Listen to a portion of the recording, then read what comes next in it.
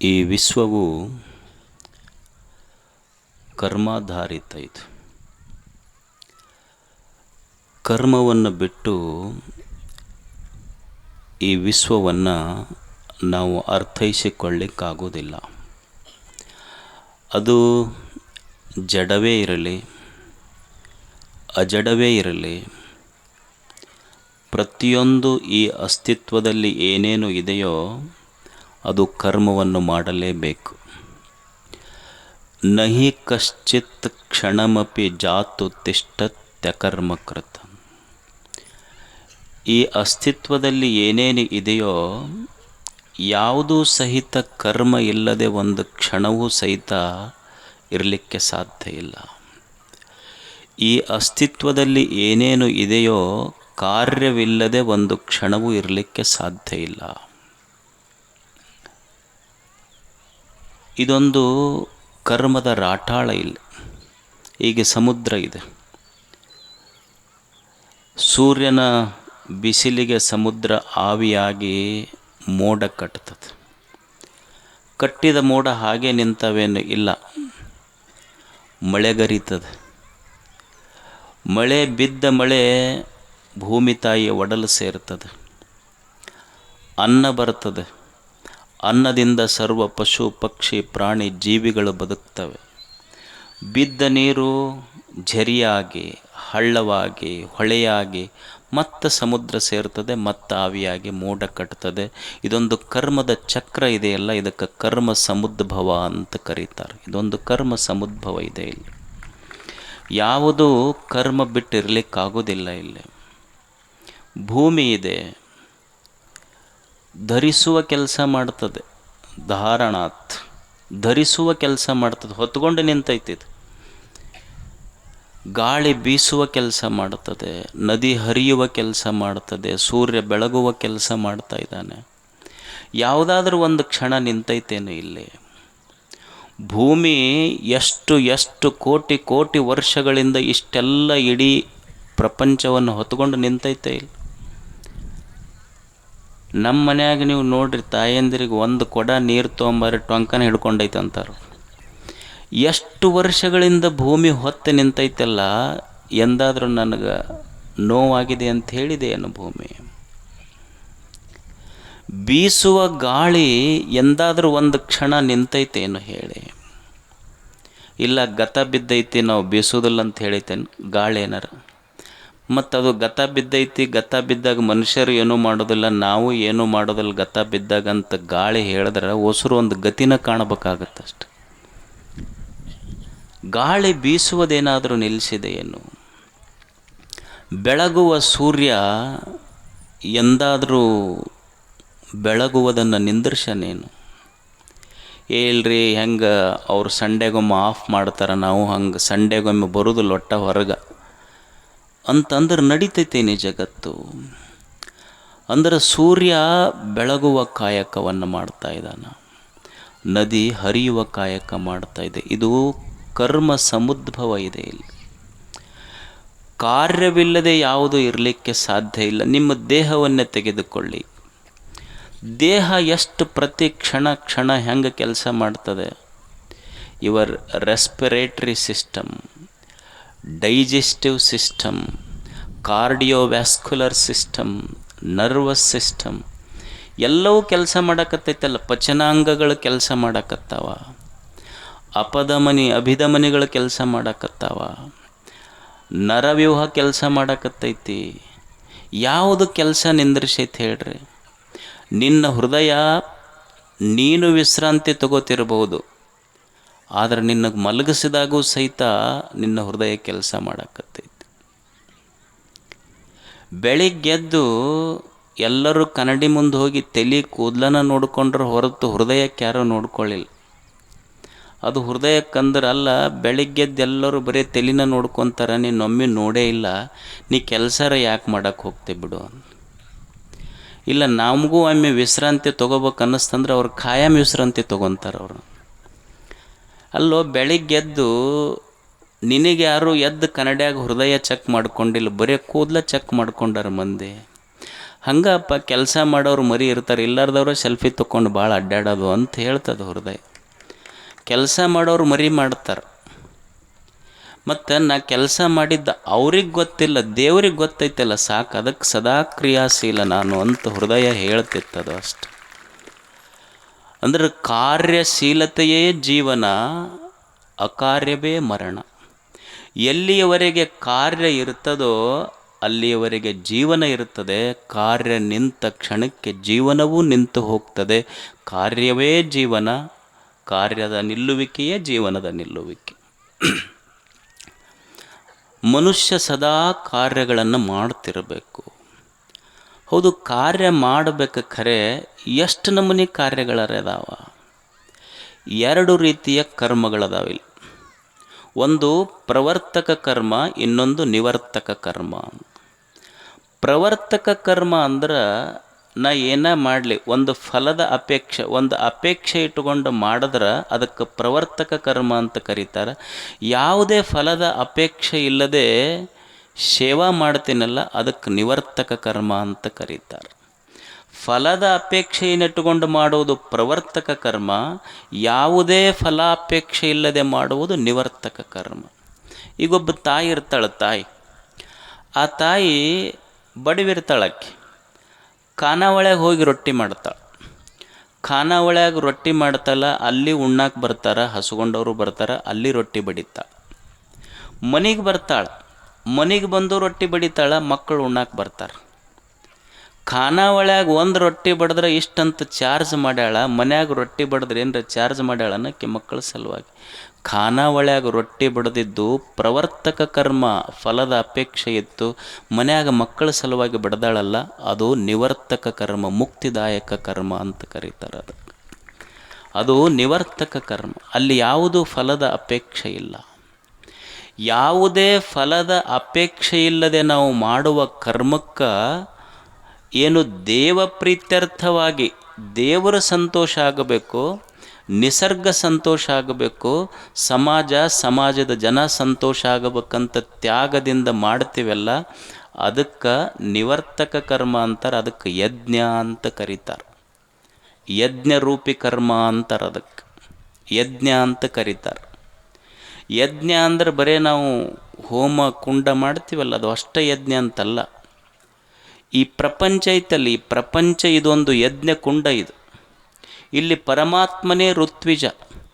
ನಾನು ಮಾಡುವ ಪುಣ್ಯದ ಕರ್ಮಗಳದವಲ್ಲ, ನನ್ನನ್ನೇ ನಾನು ಆ ಯಜ್ಞಕ್ಕೆ ಅರ್ಪಿಸಿಕೊಳ್ಳುವುದೈತಲ್ಲ, ಇದು ಮಹಾಯಜ್ಞ ಅಂತ ಕರೀತಾರೆ. ಇದು ಯಜ್ಞ ಕರ್ಮ. ಇದು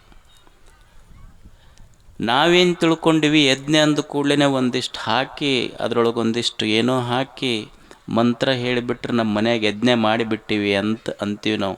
ಯಜ್ಞ ಮಾಡಿ ಮುಗಿಸುವ ಯಜ್ಞ ಅಲ್ಲ. ಯಜ್ಞ ಅಂದ್ರೆ ಉಸಿರಿರುವವರೆಗೆ ಮಾಡುವುದು ನಿಜವಾದ ಯಜ್ಞ ಐತಿ. ಯಜ್ಞ ಮಾಡಿ ಮುಗಿಸುವುದಿಲ್ಲ, ಯಜ್ಞ ಮಾಡುವುದಿದೆ.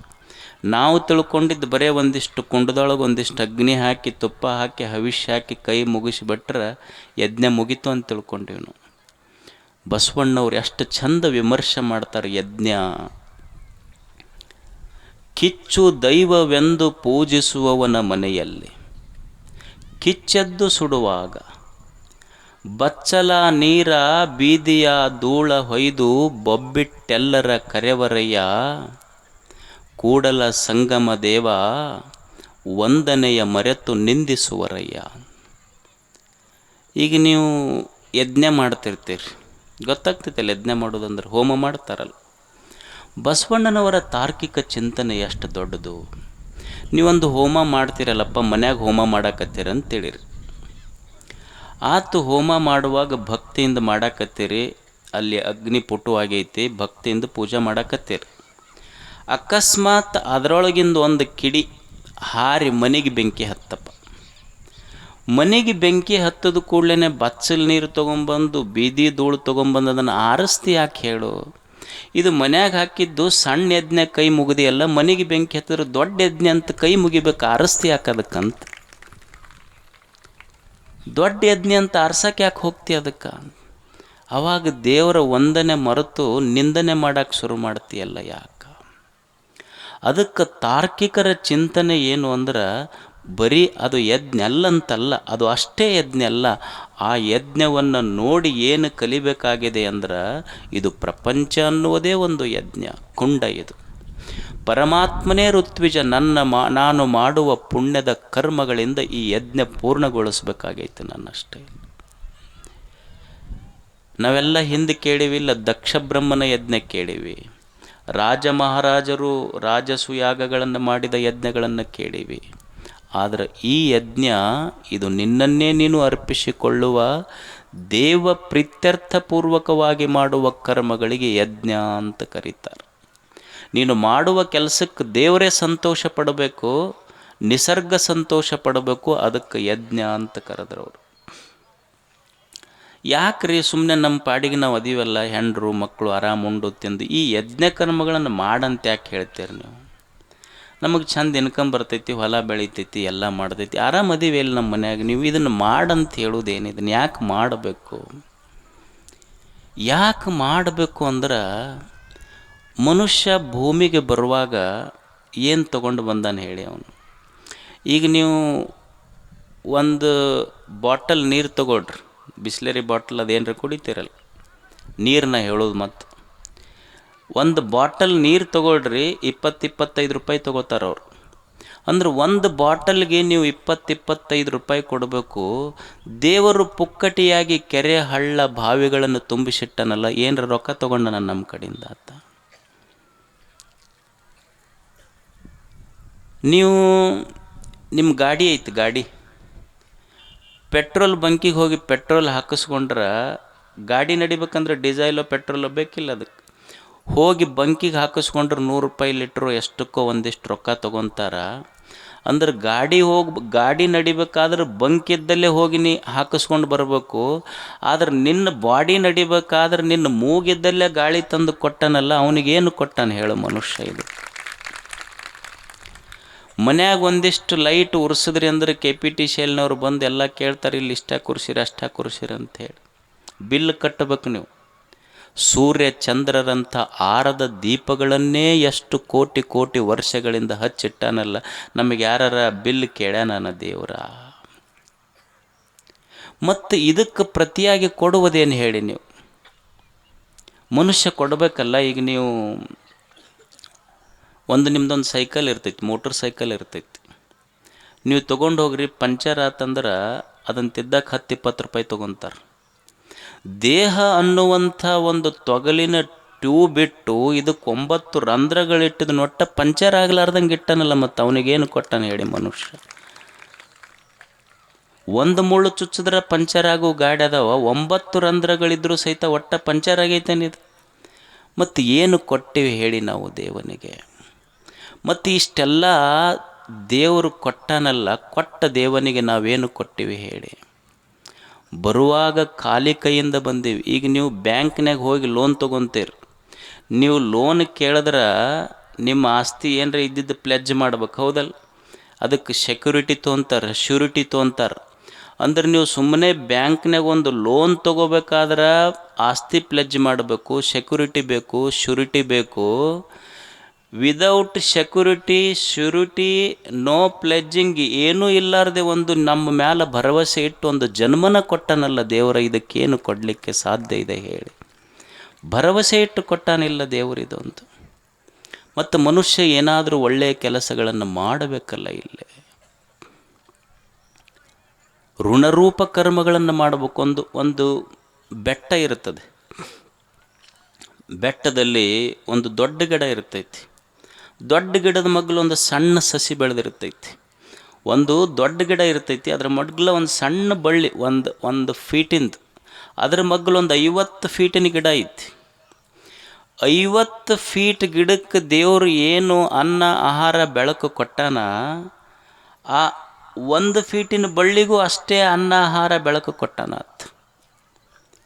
ಒಂದು ಬೆಳಿಗ್ಗೆ ಎದ್ದಾಗ ಆ ಬಳ್ಳಿಯೊಳಗಿಂದ ಒಂದು ಹೂವು ಬಂದಿತ್ತು. ಆ ಬಳ್ಳಿ ದೇವನಿಗೆ ಹೇಳ್ತದೆ, ಭಗವಂತನೇ ನೀನೆಷ್ಟು ಕರುಣಾಮಯಿ ಅದೆ ನೀನು.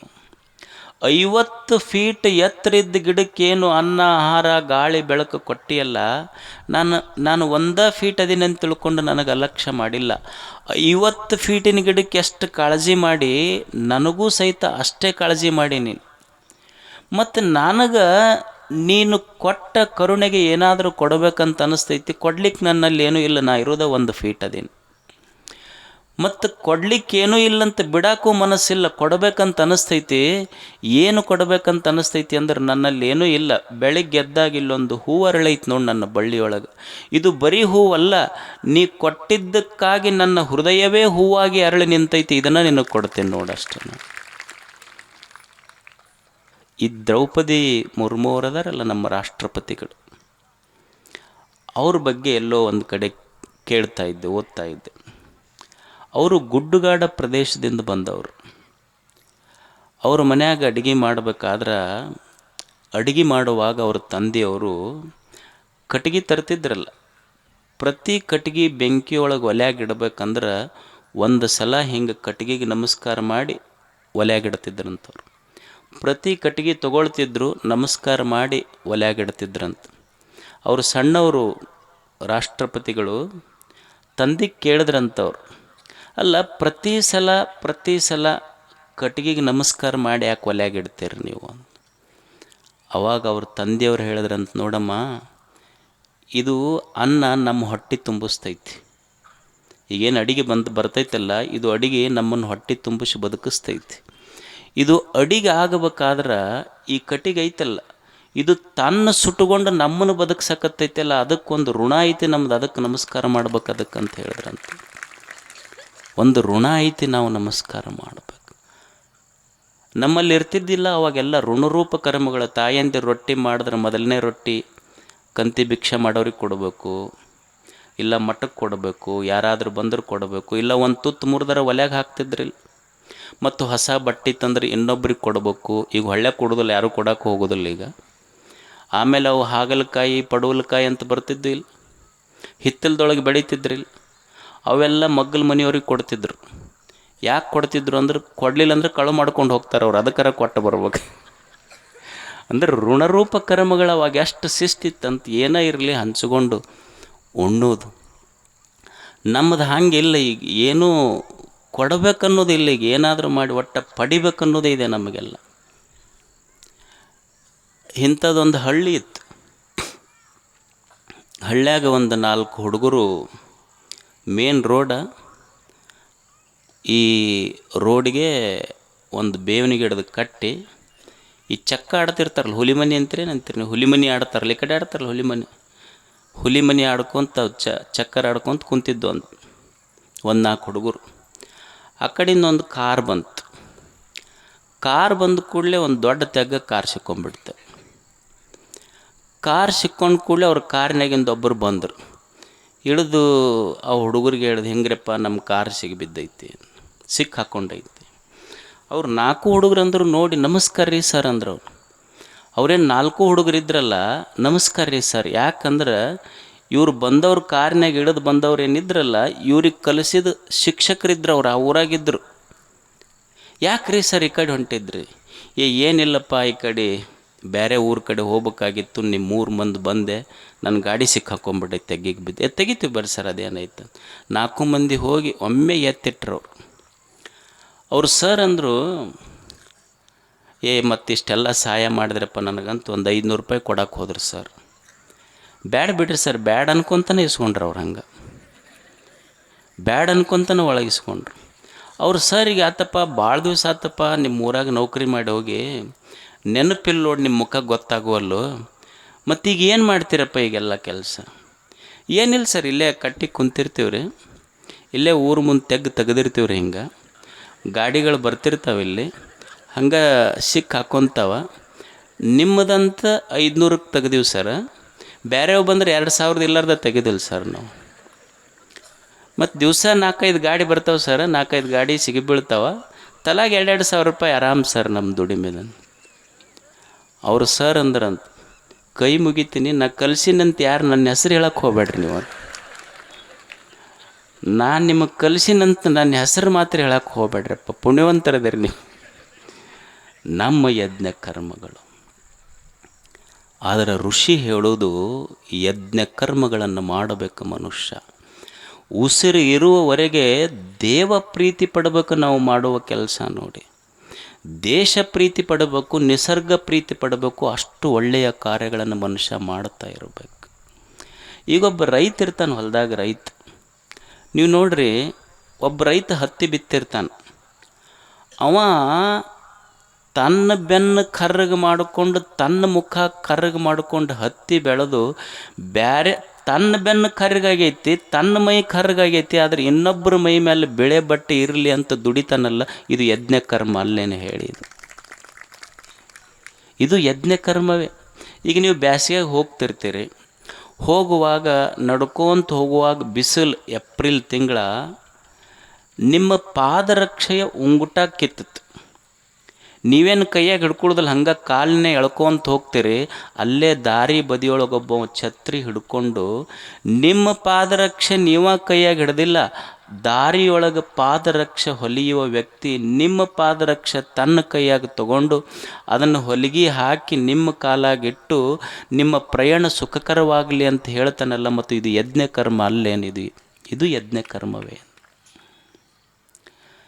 ಈಗೊಬ್ಬ ತಾಯಿ ಇರ್ತಾಳೆ. ತಾಯಿ ಕುಡುಕ ಗಂಡನನ್ನು ಕಟ್ಕೊಂಡು, ಮಕ್ಕಳು ಸಣ್ಣ ಅದಾವ, ಗಂಡ ನೋಡಿದ್ರೆ ಕುಡಿತೈತಿ, ದುಡಿದಿಲ್ಲ. ಆಕೆಗೆ ಇವನ ರೊಕ್ಕ, ಈಕಿನ ಅವನಿಗೆ ರೊಕ್ಕ ಕೊಡ್ಬೇಕು ಕುಡ್ಯಾಕೆ, ಅದಕ್ಕೂ ಜಗಳ ಆಡ್ತೈತದು. ತವ್ರ ಮನೆಯವ್ರಿಗೆ ಈ ದುಃಖ ಹೇಳಂಗಿಲ್ಲ, ಇದಕ್ಕೆ ಹೇಳಿದ್ರೆ ತಿಳ್ಕೊಳ್ಳಂಗಿಲ್ಲ. ತವ್ರ ಮನೆಯವ್ರ ಮುಂದೆ ತನ್ನ ದುಃಖ ಹೇಳ್ಕೊಳ್ಳೋಕ್ಕಾಗೋದಿಲ್ಲ, ಇದಕ್ಕೆ ಹೇಳಿದ್ರೆ ತಿಳ್ಕೊಳ್ಳೋಕ್ಕಾಗೋದಿಲ್ಲ. 2 ಸಣ್ಣ ಮಕ್ಕಳನ್ನ ಇಟ್ಕೊಂಡು ಕನಸು ಕಟ್ಟ್ಯಾಳ, ನನ್ನ ಮಕ್ಕಳನ್ನು ಈ ಸಮಾಜದಾಗ ದೊಡ್ಡವರನ್ನು ಬೆಳೆಸಬೇಕನ್ನುವ ಸಂಕಲ್ಪ ಐತೆಲ್ಲ. ಇದು ಯಜ್ಞ ರೂಪ ಕರ್ಮ ಅಲ್ಲೇನಿದು? ಹಾಗಿದ್ರೆ ಇದು ಸಹಿತ ಯಜ್ಞವೇ. ಇದು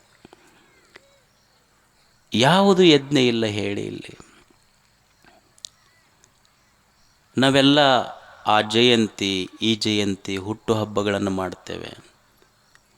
ಅಬ್ದುಲ್ ಕಲಾಂ ಅವರು ಕೆಲವು ಜನ ಹೋದ್ರಂತೆ, ನಿಮ್ಮ ಹುಟ್ಟುಹಬ್ಬ ಮಾಡ್ತೇವೆ. ಏನು ಮಾಡ್ತೀರಿ? ಇಲ್ಲ, ನಿಮ್ಮ ಹುಟ್ಟುಹಬ್ಬ ಮಾಡ್ಬೇಕು, ಅವತ್ತು ರಜೆ ಕೊಟ್ಟು ನಿಮ್ಮದೊಂದು ಕಾರ್ಯಕ್ರಮ ಮಾಡ್ತೀವಿ. ಅವಾಗ ಅಬ್ದುಲ್ ಕಲಾಂ ಅವ್ರು ಹೇಳಿದ್ರಂತ, ನನ್ನ ಹುಟ್ಟುಹಬ್ಬ ಮಾಡಂಗಿತ್ತಂದ್ರೆ ರಜೆ ಕೊಟ್ಟು ಹುಟ್ಟುಹಬ್ಬ ಮಾಡಬೇಡ್ರಿ, ದೇಶಕ್ಕಾಗಿ 1 ತಾಸು ಹೆಚ್ಚಿಗೆ ಕೆಲಸ ಮಾಡಿರಿ, ಅದು ನನ್ನ ಹುಟ್ಟುಹಬ್ಬ. ಅದು ಇದು ಯಜ್ಞ ರೂಪ ಕರ್ಮ. ಇದು ಯಜ್ಞ ಅಲ್ಲೇನು? ಇದು ಸಹಿತ ಯಜ್ಞವೇ ಇದು. ಈಗ ಆಫೀಸ್ನಾಗ ನಾವು ಕೆಲಸ ಮಾಡ್ತೀವಿ. ಆಫೀಸ್ನಾಗ ಹೆಂಗೆ ಕೆಲಸ ಮಾಡೋದು? ಆಫೀಸ್ನಾಗ ಮಾಡುವ ಕೆಲಸ ಯಾವಾಗ ಯಜ್ಞ ಆಗ್ತೈತಿ ಅಂದ್ರೆ, ನಾವೇನು ತಿಳ್ಕೊತೀವಿ, ನಾವು ಯಾಕೆ ಕೆಲಸ ಮಾಡ್ತೀವಿ ಅಂದ್ರೆ ಮ್ಯಾಲಿನವ್ರು ನೋಡ್ತಾರಂತ ಮಾಡ್ತೀವಿ. ಆಫೀಸ್ನಾಗ ಹೆಂಗೆ ಮಾಡ್ತೀವಿ? ಮ್ಯಾಲಿನವ್ರು ನೋಡ್ತಾರಂತ ಮಾಡ್ತೀವಿ. ಬರೇ ಮ್ಯಾಲಿನವ್ರು ನೋಡ್ತಾರಂತ ಮಾಡಿದ್ರೆ ನಾವು ಮಾಡುವ ಕರ್ಮ ಯಜ್ಞ ಆಗೋದಿಲ್ಲ. ಮ್ಯಾಲಿನವ್ರು ಮ್ಯಾಲೆ ಕುಂತಾನಲ್ಲ, ಅವ ನೋಡ್ತಾನಂತ ಮಾಡಿದ್ರೆ ಅದು ಯಜ್ಞ ಆಗ್ತೈತೆ ಅಷ್ಟೆ. ಮ್ಯಾಲೆ ಕುಂತವ ನೋಡ್ತಾನಂತ ಮಾಡಬೇಕು. ನಮ್ಮದು ಯಾರು ನೋಡ್ತಾರಂತ ಮಾಡ್ತೀವಿ ಅಷ್ಟೇ. ಒಬ್ಬರು ಆಫೀಸರ್ ರಿಟೈರ್ಡ್ ಆದ್ರೆ ಏನು ಅರ್ಧ ಸಂಬಳ ಬರ್ತೈತಿಲ್ಲ ಅವ್ರಿಗೆ. ಅವರೊಬ್ಬರು ಸ್ನೇಹಿತರಿಗೆ ಹೇಳಿದ್ರಂತ, ನಮಗೆ ಈಗ ಅರ್ಧ ಸಂಬಳ ಬರೋಕತ್ತೈತೆ ನೋಡ್ರಿ. ಅಲ್ರಿ ಸರ್, ಮತ್ತು ರಿಟೈರ್ಡ್ ಆಗ್ಯಾರಲ್ಲ. ಅಲ್ಲಿ ರಿಟೈರ್ಡ್ ಆದ್ರೆ ಏನಾತ್ರಿ, ಅರ್ಧ ಯಾಕೆ ಬರ್ಬೇಕು ಸಂಬಳ? ಅಲ್ಲಿ ರಿಟೈರ್ಡ್ ಆದ್ರೆ ಏನೂ ಕೆಲಸನ ಮಾಡಂಗಿಲ್ಲ ಅಲ್ಲ ಸರ್, ಈಗ ಯಾಕೆ ಬರ್ಬೇಕು? ಅಲ್ಲ, ಮೊದಲು ಏನೂ ಮಾಡ್ತಿದ್ದಿಲ್ಲ ರೀ ನಾವು, ಅವಾಗ ಪೂರ ಕೊಡ್ತಿದ್ರಿ ನಮಗೆ. ಮೊದಲು ಏನೂ ಮಾಡಿಲ್ಲ ನಾವು, ಆದರೂ ಪೂರ ತೊಗೊಂಡಿವಿ. ಈಗ ಏನಾಗೈತೆ ನನಗೆ ಗೊತ್ತಿಲ್ಲ ನಮಗೆ. ನಮ್ಮ ಯಜ್ಞ ರೂಪ ಕರ್ಮಕ್ಕೂ ಕಲಾಮನಂಥ ಪುಣ್ಯಾತ್ಮನ ಯಜ್ಞ ಕರ್ಮಕ್ಕೂ ವ್ಯತ್ಯಾಸ ಐತಲ್ಲ. ಯಜ್ಞ ರೂಪ ಕರ್ಮಗಳನ್ನು ಮಾಡಬೇಕು. ಒಡಿಸ್ಸಾದೊಳಗೆ ಒಂದು ಗುಮ್ಸಾಹಿ ಅಂತ ಒಂದು ಸಣ್ಣ ಊರ, ಗುಮ್ಸಾಹಿ. ಅಲ್ಲಿ ಒಬ್ಬ ಜಲಂಧರ ನಾಯಕ್ ಅಂತ ಒಬ್ಬ ಕಾಡು ಮನುಷ್ಯ, ಸಾಲಿ ಕಲೀಲಾರ್ದವ. ಅದು ಗುಡ್ಡಗಾಡು ಪ್ರದೇಶ. ಆ ಊರಿಗೆ ದಾರಿ ಇರಲಿಲ್ಲ, ಆ ಮಕ್ಕಳಿಗೆ, ಸಾಲಿಗೆ ಹೋಗೋ ಮಕ್ಕಳಿಗೆ ದಾರಿ ಇರಲಿಲ್ಲ. ಜಲಂಧರ ನಾಯಕ್ ಅನ್ನುವಂಥ ಒಬ್ಬ ಮನುಷ್ಯ 8 ವರ್ಷಗಳ ಕಾಲ ಒಬ್ಬನೇ ಸಲ್ಕಿ ಗುದ್ಲಿ ತಗೊಂಡು ಆ ಊರಿಗೆ ರೋಡ್ ಮಾಡಿ ಮಕ್ಕಳಿಗೆ ಸಾಲಿಗೆ ದಾರಿ ಮಾಡಿ ಕೊಟ್ಟಿದ್ದು. ಇದು ಯಜ್ಞ ರೂಪ ಕರ್ಮಲ್ಲೇನು? ಇದು ಸಹಿತ ಯಜ್ಞವೇ. ಅಂದರೆ ನಿಸರ್ಗಕ್ಕೆ, ಜಗತ್ತಿಗೆ ಮಾಡುವ ಒಳ್ಳೆಯ ಕೆಲಸಗಳೆಲ್ಲವೂ ಯಜ್ಞ ಕರ್ಮಗಳು. ನಮ್ಮಲ್ಲಿ ಒಂದು ಕುಣಿಕೇರಿ ಅಂತ ಐತಿ, ಕುಣಿಕೇರಿ. ಅಲ್ಲೊಬ್ಬ ಅಜ್ಜಿ ಅದಾಳ, ಅಕ್ಕಿ ಹೆಸರು ಹುಚ್ಚಮ್ಮ ಅಂತ. ಅಕ್ಕಿ ಯಜಮಾನ್ ತೀರ್ಕೊಂಡಾನ, ಮಕ್ಕಳಿಲ್ಲ ಆಕೆಗೆ. ಆ ಊರಿಗೆ ಒಂದು ಹೈಸ್ಕೂಲ್ ಬಂತು ಕುಣಿಕೇರಿಗೆ. ಯಾರೂ ಭೂಮಿ ಕೊಡಲಿಲ್ಲ ಅಲ್ಲಿ. ಈಗ ಅಲ್ಲಿ 60-70 ಲಕ್ಷ ರೂಪಾಯಿ, 1 ಕೋಟಿ ರೂಪಾಯಿಗೆ ಎಕರೆ, 1 ಎಕರೆ ಹೊಲ. ಊರಿಗೆ ಹೈಸ್ಕೂಲ್ ಬಂತು, ಊರನವ್ರು ಯಾರೂ ಕಿಮ್ಮತ್ತಿನ ಹೊಲ ಕೊಡಲಿಲ್ಲ. ಈ ಮುದುಕಿ ಹುಚ್ಚಮ್ಮ ಊರು ಮುಂದಿನ ತನ್ನ 2 ಎಕರೆ ಮಕ್ಕಳ ಸಾಲಿಗಂತ ಕೊಟ್ಟು, ಈಗ ಅದೇ ಸಾಲಿಯೊಳಗೆ ಆ ಮಕ್ಕಳಿಗೆ ಬಿಸಿ ಊಟ ಮಾಡ್ಕೊತ ಅಲ್ಲೇ ಸಾಲ್ಯಾಗ ಅದಾಳಕ್ಕಿ. ಇದು ಯಜ್ಞ ಅಲ್ಲೇನು ಇದು? ನಾವೇನು ತಿಳ್ಕೊಂಡಿವಿ? ಮಕ್ಕಳು ಈಗ ಎಷ್ಟೋ ಜನರಿಗೆ, ತಾಯಂದಿರಿಗೆ ಮಕ್ಕಳಾಗಿರೋದಿಲ್ಲ. ನಾವೇನು ತಿಳ್ಕೊಂಡಿವಿ? ನಮ್ಮ ಹೊಟ್ಯಾಗ ಹುಟ್ಟುತ್ತಾವೆ ಮಕ್ಕಳು ಅಂತ ತಿಳ್ಕೊಂಡಿವಿ. ಮಕ್ಕಳು ಹೊಟ್ಯಾಗ ಹುಟ್ಟೋದಿಲ್ಲ, ಮಕ್ಕಳು ಹೃದಯದೊಳಗೆ ಹುಟ್ಟುತ್ತಾರೆ ಅನ್ನೋದಕ್ಕೆ ಇದು ಒಂದು ಸಾಕ್ಷಿ ಅಷ್ಟೆ. ಇದು ಯಜ್ಞರೂಪ ಕರ್ಮ. ಅಂದರೆ ಮನುಷ್ಯ ಮಾಡುವ ಕರ್ಮಗಳೆಲ್ಲವೂ ದೇವ ಪ್ರೀತ್ಯರ್ಥಕವಾಗಿರಬೇಕು, ದೇವನಿಗೆ ಪ್ರೀತಿ ಬರುವಂತಿರಬೇಕು, ನಿಸರ್ಗಕ್ಕೆ ಪ್ರೀತಿ ಬರುವಂತಿರಬೇಕು, ದೇಶ ಪ್ರೀತಿ ಪಡುವಂಥ ಕೆಲಸ ಇರಬೇಕು, ಜನ ಪ್ರೀತಿ ಪಡುವಂಥ ಕೆಲಸ ಇತ್ತು ಅಂದ್ರೆ ನಿಸ್ವಾರ್ಥ ಭಾವದಿಂದ ಮಾಡುವ ಕರ್ಮಗಳಿಗೆಲ್ಲ ಯಜ್ಞ ಕರ್ಮಗಳು ಅಂತ ಕರೀತಾರೆ. ಅದಕ್ಕೆ ಯಜ್ಞಶಿಷ್ಟಾಸಿನಸ್ಸಂತೋ ಮುಚ್ಚಂತೆ ಸರ್ವ ಕಿಲ್ಬಿಷೈ. ಕಿಲ್ಬಿಷ ಅಂದ್ರೆ ಈಗ ನೀವು ಈ ಭಾಷೆ ಬಳಸ್ತಿರಲಿಲ್ಲ, ಕಿಲ್ಬ್ ಹತ್ತೈತೆ ಅಂತಿರಲ್ಲ. ಈ ಕಂಚಿಂದು ತಾಮ್ರದ ಇದಕ್ಕೆ ಕಿಲುಬು ಹತ್ತೈತೆ ಅಂತಿರಲ್ಲ, ಈ ಕಡೆನೇ ಬಳಸ್ತಾರೆ ಜಾಸ್ತಿ ಇದು ಶಬ್ದ, ಕಿಲುಬು ಹತ್ತೈತೆ ಅಂತ. ಕಿಲುಬು ತೊಳಿಬೇಕಾದ್ರೆ ಏನು ಮಾಡಬೇಕು? ಹುಣಸೆ ಹಣ್ಣು, ಉಪ್ಪು ಎಲ್ಲ ತೊಗೊಂಡು ತೊಳೆದ್ರೆ ಕಿಲುಬು ಹೋಗ್ತೈತಿ. ಹಂಗೆ ಈ ಮನಸ್ಸಿಗೆ ಏನೈತಲ್ಲ, ಇದು ಪಾಪ ಕರ್ಮಗಳಿಂದ ಇದಕ್ಕೂ ಕಿಲುಬು ಹತ್ತಿರ್ತೈತಿ. ಇದಕ್ಕೆ ಈ ಮನಸ್ಸಿಗೆ ಹತ್ತಿದ ಪಾಪ ಕರ್ಮದ ಕಿಲುಬು ಹೋಗ್ಬೇಕಾಗಿತ್ತಂದ್ರೆ ಏನೂ ಉಪಾಯ ಇಲ್ಲ, ಪುಣ್ಯಕರ್ಮಗಳನ್ನೇ ಮಾಡಬೇಕು. ಪುಣ್ಯಕರ್ಮದಿಂದ ಈ ಕಿಲುಬು ಹೋಗ್ತೈತೆ ಅಷ್ಟೆ. ಭುಂಜಂತೆ ತೇ ತ್ವಗಂ ಪಾಪ ಏ ಪಚಂತೆ ಆತ್ಮತ್ಮನಃ ಅಂತ. ಅಂದ್ರೆ ಪುಣ್ಯ ಯಜ್ಞರೂಪ ಕೆಲಸಗಳನ್ನು ಯಾರು ಮಾಡ್ತಾರ, ಯಜ್ಞರೂಪ ಕೆಲಸಗಳನ್ನು ಮಾಡುವವರು ಪುಣ್ಯದ ಫಲ ಪಡೀತಾರ. ಯಾರು ಕೇವಲ ಹೊಟ್ಟೆಪಾಡಿಗಾಗಿ ಕೆಲಸ ಮಾಡ್ತಾರಲ್ಲ, ಅದು ಪಾಪವನ್ನೇ ಊಟ ಮಾಡ್ದಂಗೆ ಅಂತ ಋಷಿ ಹೇಳ್ತಾನೆ. ಅದಕ್ಕೆ ನಾವು ಮಾಡುವ ಕೆಲಸಗಳೆಲ್ಲವೂ ಅದು ಯಜ್ಞ ಆಗಿರಬೇಕು. ಯಜ್ಞ ಇದರರ್ಥ ನಿಸ್ವಾರ್ಥದಿಂದನೂ ಕೆಲಸ ಮಾಡಬೇಕು ಅಂತ. ಈಗೊಂದು ಗುಡಿ ಮುಂದೆ ಹೂವು ಮಾರ್ತಿದ್ರೆ ನೀನು 98 ಹೂವು ರೊಕ್ಕಕ್ಕೆ ಮಾರ್ಕೋ ಪ್ರಶ್ನೆ ಇಲ್ಲ, 2 ಹೂವು ದೇವರ ಇದನ್ನೆಲ್ಲ ಅವಕಾಶ ಕೊಟ್ಟಿಲ್ಲ ಅಂತ ಪ್ರೇಮಪೂರ್ಣವಾಗಿ ಅವನ ಪಾದಕ್ಕೆ ಅರ್ಪಿಸಬೇಕು. ಇದು ಯಜ್ಞರೂಪ ಕರ್ಮ. ಇದು ಯಜ್ಞರೂಪ ಕರ್ಮಗಳನ್ನು ನಾವು ಮಾಡಬೇಕಂತ. ಇದನ್ನು ಮಾಡುವುದೇ ಮನುಷ್ಯ ಜೀವನದ ಶ್ರೇಷ್ಠತೆ. ಇದು ಯಾವ್ಯಾವ ಯಜ್ಞಗಳನ್ನು ಮಾಡಬೇಕು, ಎಷ್ಟು ಯಜ್ಞಗಳನ್ನು ಮಾಡಬೇಕು ಅಂದ್ರೆ ಇಲ್ಲಿ 5 ಯಜ್ಞಗಳನ್ನು ಹೇಳ್ತಾರೆ. ಒಂದು ದೇವಯಜ್ಞ, ಒಂದು ಭೂತಯಜ್ಞ, ಋಷಿಯಜ್ಞ, ಪಿತೃಯಜ್ಞ, ಅತಿಥಿಯಜ್ಞ. ಅಂದರೆ ಇವೆಲ್ಲ ಋಣರೂಪ ಕರ್ಮಗಳು. ನಾನು ಈ ಪ್ರಪಂಚಕ್ಕೆ ಬರುವಾಗ ಏನೇನು ತಂದಿಲ್ಲ, ನಾನಿನ್ನೆಲ್ಲ ಪಡ್ಕೊಂಡಿದ್ದು ದೇವರು ಇದನ್ನು ಕೊಟ್ಟ, ನಾನು ನಿಸರ್ಗ ಇದನ್ನು ಕೊಟ್ಟೈತೆಲ್ಲ ಹೊಳ್ಳಿ ಮುಟ್ಟಿಸಿ ಹೋಗ್ಬೇಕು. ಋಣರೂಪ ಕರ್ಮಗಳು, ಯಜ್ಞರೂಪ ಕರ್ಮಗಳಂದ್ರೆ ಏನು ಅಂದ್ರೆ ಸಾಲಗಾರಾಗಿ ಬಂದೀವಿ ನಾವೆಲ್ಲ. ಈಗ ಇಲ್ಲಿಗೆ ಸಾಲಗಾರರಾಗಿ ಬಂದ ಮೇಲೆ ಸಾಲ ಮುಟ್ಟಿಸಿ ಹೋಗ್ಬೇಕೋ ಬೇಡೋ? ಈಗ ನೀವೊಂದು ಬಾಡಿಗೆ ಮನೆಯಾಗಿರ್ತೀರಿ, ಬಾಡಿಗೆ ಮನೆಯಾಗಿದ್ದರೆ ಬಾಡಿಗೆ ತೊಗೊಳ್ಳಾರ್ದಂಗೆ ಇರ್ತಾರೆ ಓನರ್, ನಿಮಗೆ ರೆಂಟ್ ಕೊಡಬೇಕೋ ಬೇಡೋ? ಮತ್ತು ಈ ಜಗತ್ತನ್ನೋದು we are living in a rented house. ಇದೊಂದು ಬಾಡಿಗೆ ಮನೆ ಐತಿ, ನಾವೇನೂ ಇಲ್ಲ, ಯಾರೋ ಒಂದು ಮನೆ ಕಟ್ಟಿಟ್ಟಾನ, ನಾವು ಬಂದೀವಿ ಅಷ್ಟೆ. ನಮ್ಮದು ಹೆಂಗೈತಿ ಅಂದ್ರೆ ಮನೆ ಕಟ್ತೀವಿ, ಎಲ್ಲ ಬೆಡ್ರೂಮ್ ಮಾತ್ರ ಮಸ್ತ್ ದೊಡ್ಡದು ಇಟ್ಕೊಂಡಿರ್ತೀವಿ, ಅಡುಗೆ ಮನೆ ದೊಡ್ಡದಿರ್ತೈತಿ, ಕೂಡು ಟಿ ವಿ ಹಾಲ್ ದೊಡ್ಡದಿರ್ತೈತಿ. ಆ ದೇವ್ರ ಕೋಲಿ ನೋಡಿದ್ರೆ ಇಷ್ಟ 3/2.5. ಅಲ್ಲಿ ಹೋಗಿ ಹೊಳ್ಳಕ್ಕೆ ಬರೋದಿಲ್ಲ, ಸೀದಾ ಹೋಗಿ ಹಿಂಬರಿಕೆನೇ ಬರ್ಬೇಕು. ಹಂಗೆ ಅಷ್ಟು ಸಣ್ಣದು ದೇವ್ರ ಕೋಲಿ. ಮತ್ತು ಬಂದವರಿಗೆಲ್ಲ ತೋರಿಸ್ತಿರ್ತೀವಿ, ಇದು ನನ್ನ ಮನೆ, ಇದು ಬೆಡ್ರೂಮು, ಇದು ಊಟದ ಮನೆ, ಇದು ಅಡುಗೆ ಮನೆ, ಮತ್ತು ಇದು ಐತಲ್ಲ ದೇವರಿಗೊಂದು ಮನೆ ಕಟ್ಟಿಸಿ ನೋಡಂತ. ಅಲ್ಲ ಮಜಾ ಹೆಂಗೈತಿ ಹೇಳೋದು, ದೇವರಿಗೊಂದು ಮನೆ ಕಟ್ಟಿಸಿ ನೋಡಂತ. ಅಲ್ಲ, ಮನುಷ್ಯನ ಭ್ರಮೆ ತಾನೇ ದೇವರ ಮನೆಯೊಳಗಿದ್ದು ದೇವರಿಗೊಂದು ಮನೆ ಕಟ್ಟಿಸಿನಂತ ಹೇಳುವ ಭ್ರಮಾತ್ಮಕ ಜಗತ್ತಿನಲ್ಲಿ ಮನುಷ್ಯ ಬದುಕಿದ ಮೇಲೆ ಯಾವಾಗ ಇವ ಯಜ್ಞ ರೂಪ ಕರ್ಮಗಳನ್ನು ಮಾಡೋದು? ಅದಕ್ಕೆ ಋಷಿಗಳು ಸ್ವಲ್ಪ ಯಜ್ಞ ಮಾಡು. ಯಾವ ಯಜ್ಞ ಮಾಡು ಅಂದ್ರೆ ದೇವಯಜ್ಞ ಮೊದಲಿರೋದು. ದೇವಯಜ್ಞ ಅಂದ್ರೆ ದೇವರ ಋಣದಾಗ ಅದೇವಿಲ್ಲ ನಾವು, ದೇವರ ಋಣ ತೀರಿಸ್ಬೇಕು ಮೊದಲು ಮನುಷ್ಯ. ಯಜ್ಞ ಅಂದ್ರೆ ಇಷ್ಟ ತಿಳ್ಕೊಳ್ರಿ, ಋಣರೂಪ ಕರ್ಮಗಳು ಅಂದ್ರೆ ನಾವು ಅಂತೀವಿಲ್ಲ ಇನ್ನೊಬ್ಬರದ ಋಣದಾಗಿರಬಾರ್ದು ಅಂತೀವಿಲ್ಲ, ಅದನ್ನು ಮಾಡೋದು ಈಗ ಅಷ್ಟೆ. ದೇವರ ಋಣದಾಗ ಅದಾನ ಮನುಷ್ಯ. ಯಾಕಂದ್ರೆ ದೇವರ ಋಣದಾಗ ಯಾಕೆ ಅದಾನ ಮನುಷ್ಯ ಅಂದ್ರೆ, ಈಗ ನೀವು ನೋಡಿ, ತಾಯಿ ಅದಾಳ, ನೀವು ಒಂದು ಚಾಕು ತೊಗೊಂಡು ಆಪ್ರೇಷನ್ ಮಾಡೋಕ್ಕೆ ಹೋದಾಗ ಒಂದು ಬ್ಲೇಡ್ ತೊಗೊಂಡು ತಾಯಿ ಎದೆ ಕೊಯ್ರಿ, ಏನು ಬರ್ತೈತಿ? ರಕ್ತ ಬರ್ತೈತೆ ಇಲ್ಲ, ಮಾಂಸ ಬರ್ತೈತೆ ಇಲ್ಲ. ತಾಯಿಯ ಎದೆ ಕೊಯ್ದ್ರೆ ರಕ್ತ ಮಾಂಸ ಬರ್ತೈತಿ. ಈ ಕೀವು ರಕ್ತ ಮಾಂಸದ ಮಧ್ಯದೊಳಗೆ ಮಧುರವಾದ ಅಮೃತದ ಹಾಲಿಟ್ಟು ಕಳಿಸಿದವನು ಯಾರಿರಬಹುದು? ಯಾರೋ ಒಬ್ಬ ಕಳಿಸ್ಯಾನಿಲ್ಲ. ಇದನ್ನು ಕೊಯ್ದ್ರೆ ರಕ್ತ ಬರ್ತೈತಿ, ಆದರೆ ಮಗು ಕುಡಿದ್ರೆ ಅಮೃತದ ಹಾಲು ಬರ್ತೈತಲ್ಲ. ಈ ರಕ್ತ ಮಾಂಸದ ಮಧ್ಯದೊಳಗೆ ಮಧುರತೆಯನ್ನು ತುಂಬಿಟ್ಟವನು ಯಾರಿರಬಹುದು?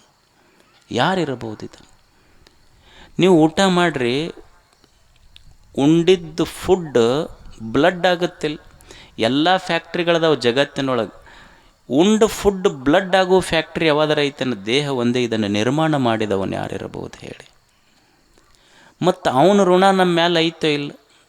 ಇಷ್ಟೆಲ್ಲ ಮಾಡ್ಯಾನಲ್ಲ. ಭೂಮಿ ಐತಿ, ಭೂಮಿ, ಮಳಿ ಒಂದೇ, ಭೂಮಿ ಒಂದೇ, ಮಣ್ಣು ಒಂದೇ. ಮಲ್ಲಿಗೆಯ ವಾಸನೆಗಳು ಭಿನ್ನ ಭಿನ್ನ. ಮಣ್ಣಿನೊಳಗೆ ಮಲ್ಲಿಗೆಯನ್ನು ಅರಳಿಸಿದವನು ಯಾರಿರಬಹುದು ಹೇಳಿ?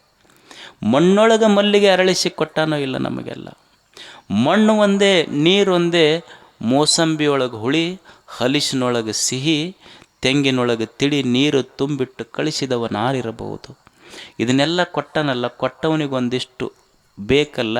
ಅವನು ಋಣ ತೀರಿಸಬೇಕಾದ್ರೆ ಏನಾರು ತೀರ್ಸೋಕ್ಕಾಗ್ತೈತಿ? ಏನೂ ಇಲ್ಲ. ಸುಮ್ಮನೆ ಅವನದೊಂದಿಷ್ಟು ನೆನಹು, ನೀ ಕೊಟ್ಟಿಯಪ್ಪ, ನಿನ್ನೆ ಋಣದಾಗ ಅದೀನಿ ಅನ್ನುವ ಸ್ಮರಣೆ ಇದ್ದರೆ ಸಾಕು, ದೇವನ ಋಣ ಮುಟ್ತೈತಷ್ಟೆ. ನಿನ್ನ ಪ್ರಸಾದಪ್ಪ, ನಿನ್ನ ಕೊಟ್ಟಿ ಅನ್ನುವ ನೆನಹ ಬೇಕು, ಒಂದನೇದ್ದು. ಮತ್ತು ಎರಡನೇದ್ದು ಏನಂದ್ರೆ, ದೇವನ ಋಣ ಮುಟ್ಟಿಸುವುದು ಮೊದಲನೇದ್ದು ಅವನ ನೆನಹು ಇರಬೇಕು. ಎರಡನೇದ್ದೇನು ಅಂದ್ರೆ, ಅವ ಏನು ಮಾಡಿಟ್ಟನಲ್ಲ ಈ ಜಗತ್ತು ಕೆಡಿಸಬಾರ್ದು. ಅವ ಏನು ಮಾಡಿಟ್ಟಾನ ಇದನ್ನು ಕೆಡಿಸಬೇಡ್ರಿ, ಇದನ್ನಷ್ಟೇ. ಈಗ ಭಾಳ ಮಂದಿ ಕೇಳ್ತಿರ್ತಾರೆ ನೋಡ್ರಿ, ಏನು ರೀ ಮನುಷ್ಯ ಜೀವನದ ಉದ್ದೇಶ ಏನು ಅಂತ. ಅಲ್ಲ, ಏನಿರ್ಬೋದು ಮನುಷ್ಯ ಜೀವನದ ಉದ್ದೇಶ? ಏನಿರ್ಬೋದು? ಏನು ಮಾಡ್ಬೋದು ಹೇಳ್ರಿ ನೀವು? ಏನು ಮಣ್ಣು ನಿರ್ಮಾಣ ಮಾಡ್ಬೋದಾ? ಗಿಡ ನಿರ್ಮಾಣ ಮಾಡಬಹುದು, ಗಿಡ ಹಚ್ಬೋದು, ಗಿಡ ನಿರ್ಮಾಣ ಮಾಡ್ಬೋದಾ? ಹೊಳೆಯ ಹಳ್ಳಗಳನ್ನು ನಿರ್ಮಾಣ ಮಾಡ್ಬೋದಾ? ಬೆಟ್ಟಗಳನ್ನು ನಿರ್ಮಾಣ ಮಾಡ್ಬೋದಾ? ಹಿಮಾಲಯವನ್ನು ನಿರ್ಮಾಣ ಮಾಡ್ಬೋದಾ? ಸೂರ್ಯ ಚಂದ್ರರನ್ನು ನಿರ್ಮಾಣ ಮಾಡ್ಬೋದಾ? ನಾವೇನೂ ಮಾಡಲಿಕ್ಕಾಗೋದಿಲ್ಲ. ಇಲ್ಲಿ ನಾವು ಏನೂ ಮಾಡಲಿಕ್ಕಾಗೋದಿಲ್ಲ. ಮನುಷ್ಯ ಜೀವನದ ಉದ್ದೇಶ ಏನಂದ್ರೆ, ನಾವೇನೂ ಮಾಡೋದಿಲ್ಲ. ದೇವರು ಏನು ಮಾಡಿಟ್ಟನಲ್ಲ ಅದನ್ನು ಕೆಡಿಸ್ಲಾರ್ದಂಗಿರು, ಇದು ನಿಜವಾದ ಮಾನವನ ಉದ್ದೇಶ ಅಷ್ಟೆ. ದೇವರು ಮಾಡಿಟ್ಟಿದ್ದು ಕೆಡ್ಸಕ್ಕೆ ಹೋಗಬೇಡ ಅಷ್ಟೆ. ಧರ್ಮ, ಯಜ್ಞ ರೂಪ, ಋಣದ ರೂಪ ಕರ್ಮಗಳನ್ನು ಮಾಡಬೇಕಷ್ಟೇ. ಏನು ರಾಬರ್ಟ್ ಪಾವೆಲ್ ಅಂತ ಒಬ್ಬ ತತ್ವಜ್ಞಾನಿ ಅದಾನ. ರಾಬರ್ಟ್ ಪಾವೆಲ್ ಅವನ ಹೆಸರು. ಅವ ಅಂತಾನ, leave this world better than you found it. ನೀನು ಈ ಭೂಮಿಗೆ ಬಂದಾಗ ಈ ಜಗತ್ತು ಹೆಂಗಿತ್ತಲ್ಲ ಅದಕ್ಕಿಂತ ಚಲೋ ಮಾಡಿಬಿಟ್ಟು ಹೋಗುವಂತ. ಈಗ ನಾವಿಲ್ಲಿ ಪ್ರವಚನ ಕೇಳಕ್ಕೆ ಬಂದೀವಿ. ಬಂದಾಗ ಹೆಂಗಿತ್ತು, ನಾವು ಎದ್ದು ಹೋಗುವಾಗ ಇದಕ್ಕಿಂತ ಸ್ವಚ್ಛ ಇರ್ಬೇಕು ಈ ಜಗ. ಅದು ಇದು ತಿಂದು ಉಗುಳಿ ಒಗೆದು ನೀ ಪ್ಲಾಸ್ಟಿಕ್ ಒಗೆದು ಹೋಗಿಬಿಟ್ರಲ್ಲ.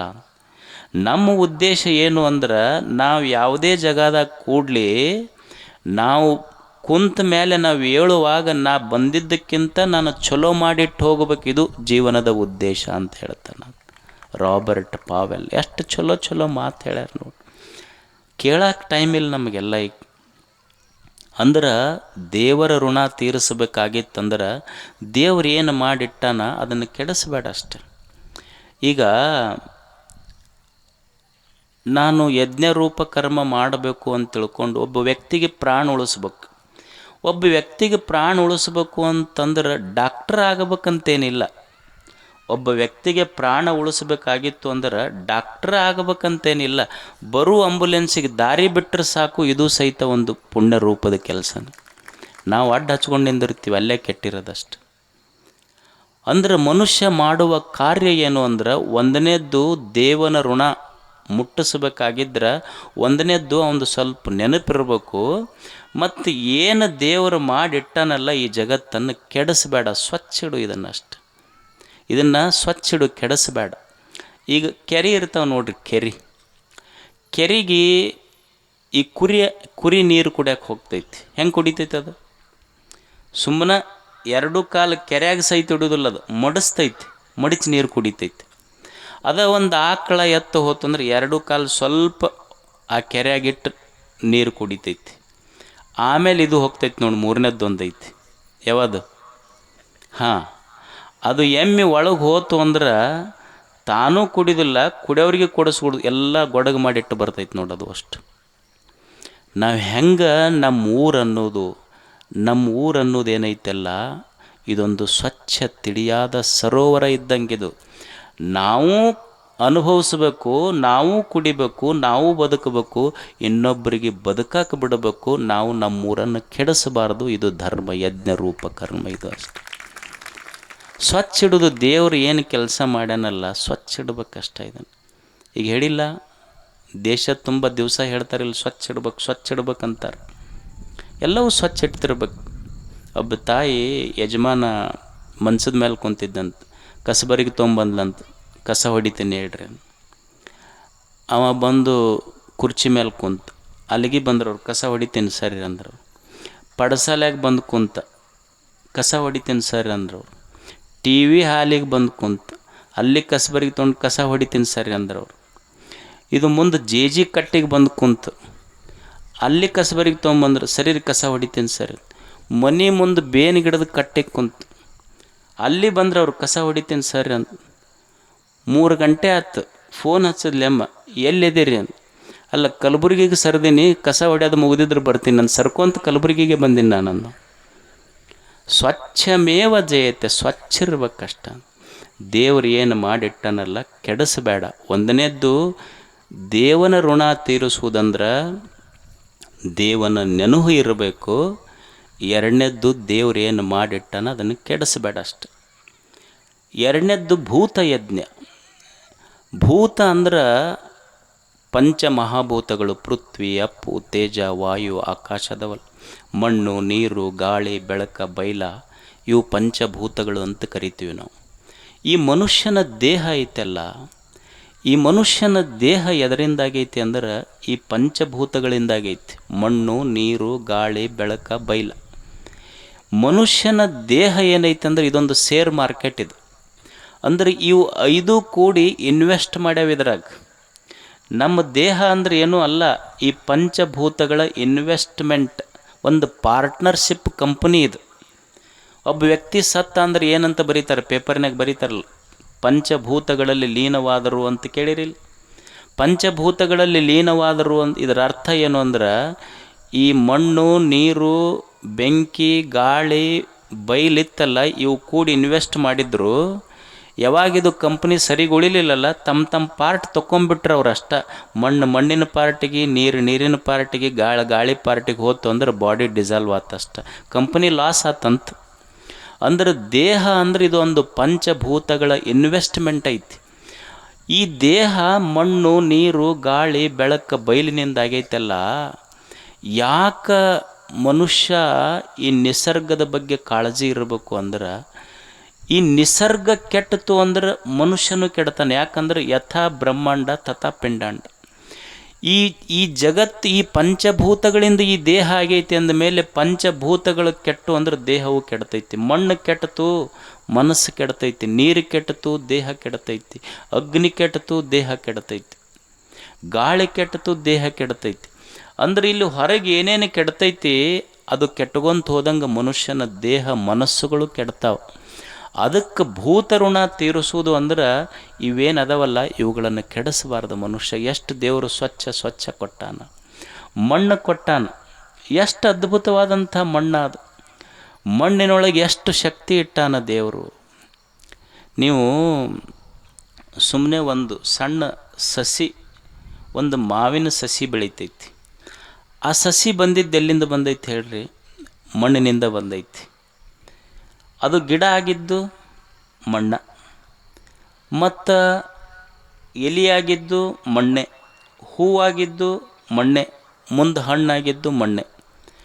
ಅಂದ್ರೆ ಸಸಿ ಬಂದಿದ್ದು ಹಣ್ಣಿನಿಂದನೇ, ಹಣ್ಣೆ, ಗಿಡವೂ ಹಣ್ಣೆ, ಎಲೆಯೂ ಹಣ್ಣೆ, ಹೂವು ಹಣ್ಣೆ, ಹಣ್ಣು ಸಹಿತ ಮಣ್ಣೆ. ಹಣ್ಣು ತಿಂದ್ರೆ ಮಣ್ಣು ತಿಂದಂಗೆ ಆಗೋದಿಲ್ಲ, ಮಣ್ಣು ಬಿಟ್ಟರೆ ಹಣ್ಣೇ ಬರೋದಿಲ್ಲ. ಇದು ಈ ಭೂಮಿ ತಾಯಿಯ ವೈಶಿಷ್ಟ್ಯ. ಇದು ಮಣ್ಣಿನ ಗುಣವೇ ಹಣ್ಣಿನೊಳಗೆ ಬಂದೈತೆ. ಹಣ್ಣು ತಿಂದ್ರೆ ಏನರ ಮಣ್ಣು ತಿಂದಂಗೆ ಆಗೈತೆ ನಮಗೆ? ಇಲ್ಲ. ಆದರೆ ಮಣ್ಣು ಬಿಟ್ಟರೆ ಹಣ್ಣು ಬರುವುದಿಲ್ಲ. ಇದು ಭೂಮಿ ತಾಯಿಯ ಪವಾಡ. ಇದು ಅದಕ್ಕೆ ಮಣ್ಣು ಕೆಡಿಸಬಾರದು. ಮಣ್ಣು ಕೆಡಿಸಿದ್ರೆ ಮನಸ್ಸು ಕೆಡುತ್ತದೆ. ನೀರು ಕೆಡಿಸಬಾರ್ದು. ಯಾಕಂದ್ರೆ ನೀರು ಎಷ್ಟು ಮುಖ್ಯ ಜನರಿಗೆ. ನೀರು ಅದ್ರ ಹೆಸರು ಅಷ್ಟು ಚಂದ ಐತೆ. ನೀರು, ನೀ ಇರಬೇಕಾದ್ರೆ ನೀರು ಬೇಕಷ್ಟೇ, ಅದಕ್ಕೆ ನೀರು ಅಂತ ಕರೆದ್ರೆ ಅದಕ್ಕೆ. ನೀ ಇರಬೇಕಾದ್ರೆ ನೀರು ಬೇಕು. ಅದರ ಉಪಯೋಗ ಎಷ್ಟು ಮಾಡಬೇಕು, ಹೇಗೆ ಮಾಡಬೇಕು ಅನ್ನೋದು ಬಹಳ ಮುಖ್ಯ. ಗಾಳಿ ಕೆಡಿಸಬಾರ್ದು ಅಂದರೆ ಗಿಡ ಹಚ್ಚಬೇಕು. ಮರ ಅಂದ್ರೆ ಅದೊಂದು ದೇವನಿತ್ತ ವರ. ನಾವೆಲ್ಲ ದೇವರಿಗೆ ಲಕ್ಷ ದೀಪೋತ್ಸವ ಮಾಡ್ತೀವಿ, ಲಕ್ಷ ದೀಪೋತ್ಸವ ದೀಪ ಹಚ್ತೀವಿ. ಮನುಷ್ಯ ಈ ಪ್ರಕೃತಿ ಸಾಕ್ಷಾತ್ಕಾರ ಆಗಬೇಕಾದ್ರೆ ನೀವು ಪರಮಾತ್ಮನ ಸಾಕ್ಷಾತ್ಕಾರಕ್ಕೆ ಲಕ್ಷ ದೀಪೋತ್ಸವ ಮಾಡಿರಿ, ಪ್ರಶ್ನೆ ಇಲ್ಲ. ಪ್ರಕೃತಿ ಸಾಕ್ಷಾತ್ಕಾರಕ್ಕೆ ಲಕ್ಷ ಗಿಡಗಳನ್ನೇ ಹಚ್ಚಬೇಕಂದಾಗ ಪ್ರಕೃತಿ ಮಾತೆಯ ಸಾಕ್ಷಾತ್ಕಾರ ಆಗ್ತೈತಿ. ಗಿಡಗಳನ್ನು ಹಚ್ಬೇಕು. ನಮ್ಮದು ಹಂಗೆ ಇರೋದಿಲ್ಲ. ಇದ್ರ ದಿವಸ, ಪರಿಸರ ದಿನಾಚರಣೆಯ ದಿವಸ ಒಂದು ಗಿಡ, ನಮ್ಮದೊಂದು ಫೋಟೋ ಹೋದ ಮೇಲೆ ಗಿಡದ ಕಡೆ ಹೊಳ್ಳಿ ನೋಡೋದಿಲ್ಲ ನಾವು. ನಮ್ಮ ಪರಿಸರ ದಿನಾಚರಣೆಗಳಿವೆಲ್ಲ. ಗಿಡ ಹಚ್ಚಬೇಕು, ನೀರ ಸಂರಕ್ಷಣೆ ಮಾಡಬೇಕು, ಭೂಮಿ ಸಂರಕ್ಷಣೆ ಮಾಡಬೇಕು. ಇವೆಲ್ಲ ಸಂರಕ್ಷಣೆ ಮಾಡೋದು ಮನುಷ್ಯ. ಭೂತಯಜ್ಞ ಅಂದರೆ ಈ ಪಂಚಭೂತಗಳನ್ನು ಕೆಡಿಸದಂತೆ ಬದುಕುವುದು. ಮೂರನೇದ್ದು ಋಷಿ ಋಣ. ಋಷಿಗಳಂದ್ರೆ ಜ್ಞಾನಿಗಳು, ವಿಜ್ಞಾನಿಗಳು, ತತ್ವಜ್ಞಾನಿಗಳು. ಇವರೆಲ್ಲ ಏನದಾರಲ್ಲ, ಇವರು ಕೃಪಾ ಎಷ್ಟೈತೆ ಹೇಳಿ. ಎಷ್ಟು ದೊಡ್ಡವರು, ಜ್ಞಾನಿಗಳು, ಸಂತರು, ಶರಣರು. ಇಷ್ಟೆಲ್ಲ ಈ ಬೆಳಕು ಕಂಡು ಹಿಡಿಬೇಕಾದ್ರೆ, ಬೆಳಕು ಕಂಡು ಹಿಡಿದ ವಿಜ್ಞಾನಿ ಕತ್ತಲೆಯ ಕೋಣೆಯಲ್ಲಿ ಕುಂತು ಬೆಳಕನ್ನು ಕಂಡು ಹಿಡಿದ ಅವನ ತ್ಯಾಗ ಎಷ್ಟು ದೊಡ್ಡದೈತಿ. ಎಷ್ಟು ಜನ ವಿಜ್ಞಾನಿಗಳು, ಎಷ್ಟು ಜನ ತತ್ವಜ್ಞಾನಿಗಳು, ಎಷ್ಟು ಜನ ಶರಣರು, ಸಂತರು ನಮಗಾಗಿ ಎಷ್ಟು ದೊಡ್ಡ ಜ್ಞಾನ ಸಂಪತ್ತನ್ನು ಬಿಟ್ಟು ಹೋಗ್ಯಾರಲ್ಲ, ಅವರು ಋಣ ತೀರಿಸ್ಬೇಕಲ್ಲ ನಾವು. ಋಣ ಹೆಂಗೆ ತೀರಿಸೋದು ಅಂದ್ರೆ ಎರಡು ಕೆಲಸ ಮಾಡಬೇಕು. ಏನು ಅಂದ್ರೆ ಅವ್ರು ಏನು ಹೇಳ್ಯಾರ ಕೇಳಬೇಕು, ಕೇಳಿದ್ದನ್ನು ಇನ್ನೊಬ್ಬರಿಗೆ ಹೇಳಬೇಕು. ಸ್ವಾಧ್ಯಾಯ ಪ್ರವಚನಾಭ್ಯಂ ನ ಪ್ರಮದಿತವ್ಯಂ. ಕೇಳಬೇಕು, ಕೇಳಿದ್ದನ್ನು ಹೇಳಬೇಕು. ದೊಡ್ಡವರು, ಜ್ಞಾನಿಗಳು, ಸತ್ಪುರುಷರು ಏನು ಹೇಳ್ಯಾರಲ್ಲ ಅದನ್ನು ಕೇಳೋದು, ಕೇಳಿದ್ದನ್ನು ಹೇಳೋದು. ಇವೆರಡೂ ಕೆಲಸ ಮಾಡಬೇಕು ಮನುಷ್ಯ. ಕೇಳೋದು, ಹೇಳೋದು. ಈಗ ನಾವೆಲ್ಲ ಸಿದ್ದೇಶ್ವರಪ್ಪರು ನುಡಿನಮನ ಕಾರ್ಯಕ್ರಮ ಮಾಡಿದ್ವಿ. ಎಷ್ಟು ಊರಾಗ ಮಾಡ್ಯಾರಿಲ್ಲ ಸಿದ್ದೇಶ್ವರಪ್ಪಗಳ ನುಡಿನಮನ ಕಾರ್ಯಕ್ರಮ. ನೀವು ಸುಮ್ಮನೆ ವಿಚಾರ ಮಾಡಿರಿ, ಯಾವ ಇಡೀ ಜಗತ್ತು, ಯಾವ ಪುಣ್ಯ ಪುರುಷ ಸುಮ್ಮನೆ ಒಂದು ಶಬ್ದ ಮಾತಾಡಿದ್ರೆ ಅವನ ಶಬ್ದಕ್ಕಾಗಿ ಜಗತ್ತೇ ಮೌನ ಆಗ್ತಿತ್ತೋ, ಅಂಥ ಪುಣ್ಯ ಪುರುಷನಿಗೆ ನಮ್ಮ ನುಡಿನಮನ ನಾವೇನು ಮಾತಾಡೋದು ಅವ್ರ ಬಗ್ಗೆ? ಅದಕ್ಕೆ ಸಿದ್ದೇಶ್ವರಪ್ಪಗಳಂಥವರಿಗೆ, ಮಹಾತ್ಮರಿಗೆ ನಮನ ಸಲ್ಲಿಸಬೇಕಾಗಿದ್ದು ನುಡಿಯಿಂದಲ್ಲ. ಯಾಕಂದ್ರೆ ಅವರು ಆಯುಷ್ಯ ಪೂರ್ತಿ ನುಡಿದೇ ಹೋಗ್ಯಾರ. ನಮನ ಸಲ್ಲಿಸುವುದು ನುಡಿಯಿಂದಲ್ಲ, ನಮ್ಮ ನಡೆಯಿಂದ ನಮನ ಸಲ್ಲಿಸಬೇಕಿದ್ದು ನುಡಿ ನಮನ. ನುಡಿ ನಮನ ಮಾಡಿದ್ದು ಮುಗೀತು, ನಡೆ ನಮನಗಳು ಬೇಕು ನಮಗೆ. ಬರೇ ನುಡಿ ನಮನಗಳು ಯಾವಾಗ ಮುಗಿಯವು? ಮಾತಾಡಿ ಮಾತಾಡಿ ಮುಗಿಸೋರು ಯಾವಾಗ? ನಡೆ ಯಾವಾಗ? ಅದಕ್ಕೆ ಕಲಿಯುವುದು ಏನು ಅಂದರೆ ಒಬ್ಬ ಜ್ಞಾನಿ, ಸಂತ, ಋಷಿಗಳ ಋಣ ನಮಗೆ ಭಾಳ ಐತೆಲ್ಲ. ಜ್ಞಾನ ಕೊಟ್ಟಾರ, ಅದನ್ನು ತೀರಿಸಬೇಕಾಗಿತ್ತಂದ್ರೆ ಅದನ್ನು ಕೇಳುವುದು, ಹೇಳುವುದು. 12ನೆಯ ಶತಮಾನದಲ್ಲಿ ಬಸವಾದಿ ಶರಣರು ಮಾಡಿದ್ದೇನು ಹೇಳಿ? ಇದನ್ನೇ ಹೋದಲ್ಲ ಅವರು ಮಾಡಿದ್ದು. ಎಂಥಿಂಥ ಸಣ್ಣ ಸಣ್ಣ ಸಾಮಾನ್ಯ ಮನುಷ್ಯನನ್ನು ಕರ್ಕೊಂಡು ಬಂದು ಅವರಿಗೆ ಜ್ಞಾನದ ದೀಪಗಳನ್ನು ಹಚ್ಚಲಿಕ್ಕೆ ಪ್ರಯತ್ನ ಮಾಡಿದ್ರು. ಏನೂ ಸಾಲಿ ಕಲೀಲಾರ್ದವ್ರಿಗೆ ಕರ್ಕೊಂಬಂದರು. ಒಬ್ಬರು ಬಾಚಿ ಕಾಯಕದ ಬಸವಯ್ಯಗಳು ಅಂತಿದ್ದರು. ಅವರು ಬಡಗಿತನ ಮಾಡ್ತಿದ್ರು. ಅವ್ರ ಹೆಣ್ಮಕ್ಳ ಹೆಸರು ಕಾಳವ್ಯ ಅಂತ. ಆ ಹೆಣ್ಮಗಳಿಗೆ ಸಾಲಿನ ಬರ್ತಿದ್ದಿಲ್ಲ, ಏನೂ ಬರ್ಯಾಕೆ ಬರ್ತಿದ್ದಿಲ್ಲ, ಓದಕ್ಕೆ ಬರ್ತಿದ್ದಿಲ್ಲ. ಎಲ್ಲರೂ ಅನುಭವ ಮಂಟಪಕ್ಕೆ ಹೋಗ್ತಿದ್ರಲ್ಲ, ನನಗೂ ಒಂದು ವಚನ ಬರಿಬೇಕು ಅನ್ನಿಸ್ತು. ಆದರೆ ಏನು ಬರಿಬೇಕಂತ ಗೊತ್ತಿಲ್ಲಕ್ಕೆ. ಪಾಪ ಬರಿಬೇಕಂತಾರೆ ಅಪೇಕ್ಷೆ. ಎಲ್ಲರೂ ವಚನ ಬರೆದರೆ ನಾನು ಒಂದು ವಚನ ಬರಿಬೇಕು. ಹೋಗಿ ಕುಂತಲು, ಅನುಭವ ಮಂಟಪದಾಗ ಕುಂತಲು, ಏನೂ ಬರಲಿಲ್ಲ, ಆಕೆಗೆ ಹೊಳಿಲಿಲ್ಲ. ಅವ್ರ ಯಜಮಾನ ಬಡಗಿತನ ಮಾಡ್ತಿದ್ನಲ್ಲ, ಅವ್ರ ಮನ್ಯಾಗ ಒಂದು ಹುಡುಗ ಬಡಗಿತನ ಮಾಡ್ತಿದ್ದು, ಕೆಲಸ ಕಲಿತಿತ್ತು. ಆ ದಾರಿ ಹಿಡ್ಕೊಂಡು ಒಬ್ಬ ಹೆಣ್ಮಗಳು ಹೊಂಟಿದ್ಲು. ಆ ಹುಡುಗನ ಕಣ್ಣ ಹೆಣ್ಮಗಳ ಕಡೆ ಹೋತು. ಬಾಚಿ ಇತ್ತಲ್ಲ, ಬಾಚಿ ಕಾಲಿನ ಕಡೆ ಬಂತು, ಏಟು ಬಿತ್ತು ಬಾಚಿ, ಕಾಲಿಗೆ ಬಂದು ಬಡಿತ್ತು.